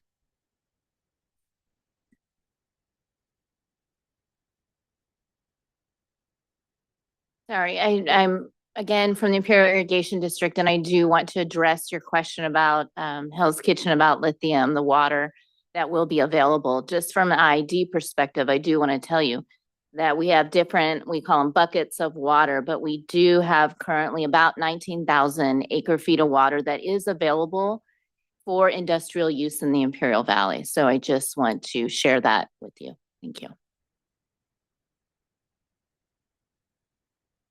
Great. Thank you, Ms. Peterman, and we can go to our next public commenter. Our next speaker is Stephanie Martin. Stephanie, you're allowed to speak. Hi, thank you very much. My general comment, yes, this is Stephanie Martin, by the way, resident of Desert Hot Springs in the Coachella Valley on the west side. Okay, at what point do we discuss the lithium conversation here, you know, because of course, and I've heard a lot of speakers, a lot of artists, a lot of my old C2C friends, Tom Sefton, and even though I'm for local conservation, I recognize a lot and know a lot of these names from just different negotiations and stuff. And I'm hearing a lot of misunderstanding still to this day. We heard that, you know, I think it was Lindsay's question was on point. Okay. So this is a financing district, right, from the SSA from the lithium dollars. So we need to be upfront with that, because we're hearing artists talk about the Salton Sea proper, like the water, and a vision of once it was, and that could be debated if we're talking about, right, what it was circa 1910 or 1950s water level, or maybe the ancient shoreline is what's more, you know, apropos. But anyways, I'm just saying that this Conservancy's funds are directly tied to the success of this lithium industry with the tax dollars. So that's a way we can kind of understand the differences between the buckets, if you will. Okay, the SSMP, we're looking at long term. We're looking at habitat restoration. We're looking at dust suppression. And so in my vision here, we don't have to think of the Salton Sea as one massive, we need to recreate in it. We need to kind of look at it as we need to restore it for birds. We need to make it habitable for people, right? For the air, that's the dust suppression part of it. And then we also need to address the elephant in the bathtub, or whatever someone said, about how this is important still for the farmers. And that's an important industry already. As new industries are, you know, on the rise, we need to talk about how this all that we talk about in community engagement. These people need education first and foremost. The artists, the farmers, you know, and the people who come here to recreate, or they did, or their dad did, you know, we need education first and foremost. We don't need to refill the lake to an arbitrary level. That was a mistake. We're not going to fill it to some ancient shoreline level that we can see all around the Coachella Valley, right? And so we're in this new era. And I think if we look at the history, people always are nostalgic for a past time, right? So we need to look ahead a little bit here and say, what is the vision that the people local want now? How can they live? What industries do they see themselves? Instead of taking them to a Salton Sea tour, take them, you know, educate them. Let them leave the Salton Sea for a day and see what's out there, you know? So Thank you. Yes, Thank okay, you, Ms. that's Martin. basically some Quick, random. quick time check. Yeah, if you could just, Yes, sorry. you don't have to wrap up right now, but just if you could finish Okay, your I'm thought, that would sorry. be I'm great. all over the place. I heard a lot of really, again, smart people in the room. I really like this team of awesome, smart people. And as far as the people out there who are hearing this and learning, and all the scholars and stuff, there's a lot, so much history, you know, to learn about, and to also look at the policy proper, right at the legislation, and follow. What are they trying to do? What are their limitations? Okay, this is okay. That's, I guess I'll wrap it up there. Okay, how does this reconnect us to real opportunities as the people in Coachella Valley? You know, that's how we need to be thinking about it. Okay, thanks. Thank you, Ms. Martin. Really appreciate your comments. I think we have one more commenter, and that will conclude our public comment. We actually have two more, Joe. Next one is Lillian Garcia. Lillian, you're allowed to speak. Hi, good afternoon. Can you guys hear me? Yes. All right.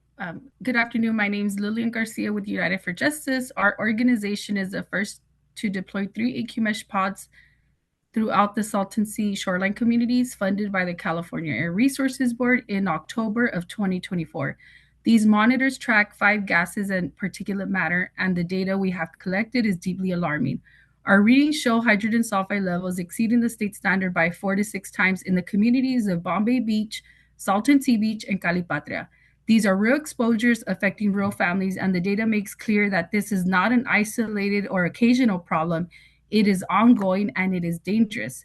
The situation demands urgent action. We need immediate attention to water quality at the Salton Sea, its tributaries, and all drains connected going into the Salton Sea. We are calling for dedicated funding for all wastewater facilities in the region, stronger regulations and enforcement for agriculture operations, and all existing permits that allow discharges, direct or indirect, into the Salton Sea and its tributaries. A coordinated response that recognizes a clear connection between water quality, air quality, and community health. Lastly, you cannot restore something when you don't even know what you are restoring it from. Without accurate, transparent data and full accountability for all sources of pollution, any restoration effort will fall short and communities will continue to suffer. The communities around the Salton Sea have waited far too long for meaningful protection. Our data shows the urgency. We need action now to safeguard public health and restore environmental justice in this region. And I also wanted to add that the California Air Resources Board is the first agency to fund 50 indoor air purifiers that are GC multi-gas IQ air, and this is what these communities need. If we can't protect them outside, let's at least try and help them protect them inside their homes. Thank you for your time. Thank you so much, Ms. Garcia. And I would just note that one entity that is not represented on the board, but has been an incredible partner for all of this work that is happening and is obviously very involved in the region, is the local air board, both South Coast and Imperial County. So to your point, that coordination with CARB now as part of this conservancy will be a really important point going forward, as well as the regional board who is assisting California EPA with their membership on Salton Sea Conservancy. So we've got one more public commenter. We have no more public commenters. Okay, are there any last comments from board members? All right, seeing none, this meeting is now adjourned. Thank you everyone for attending.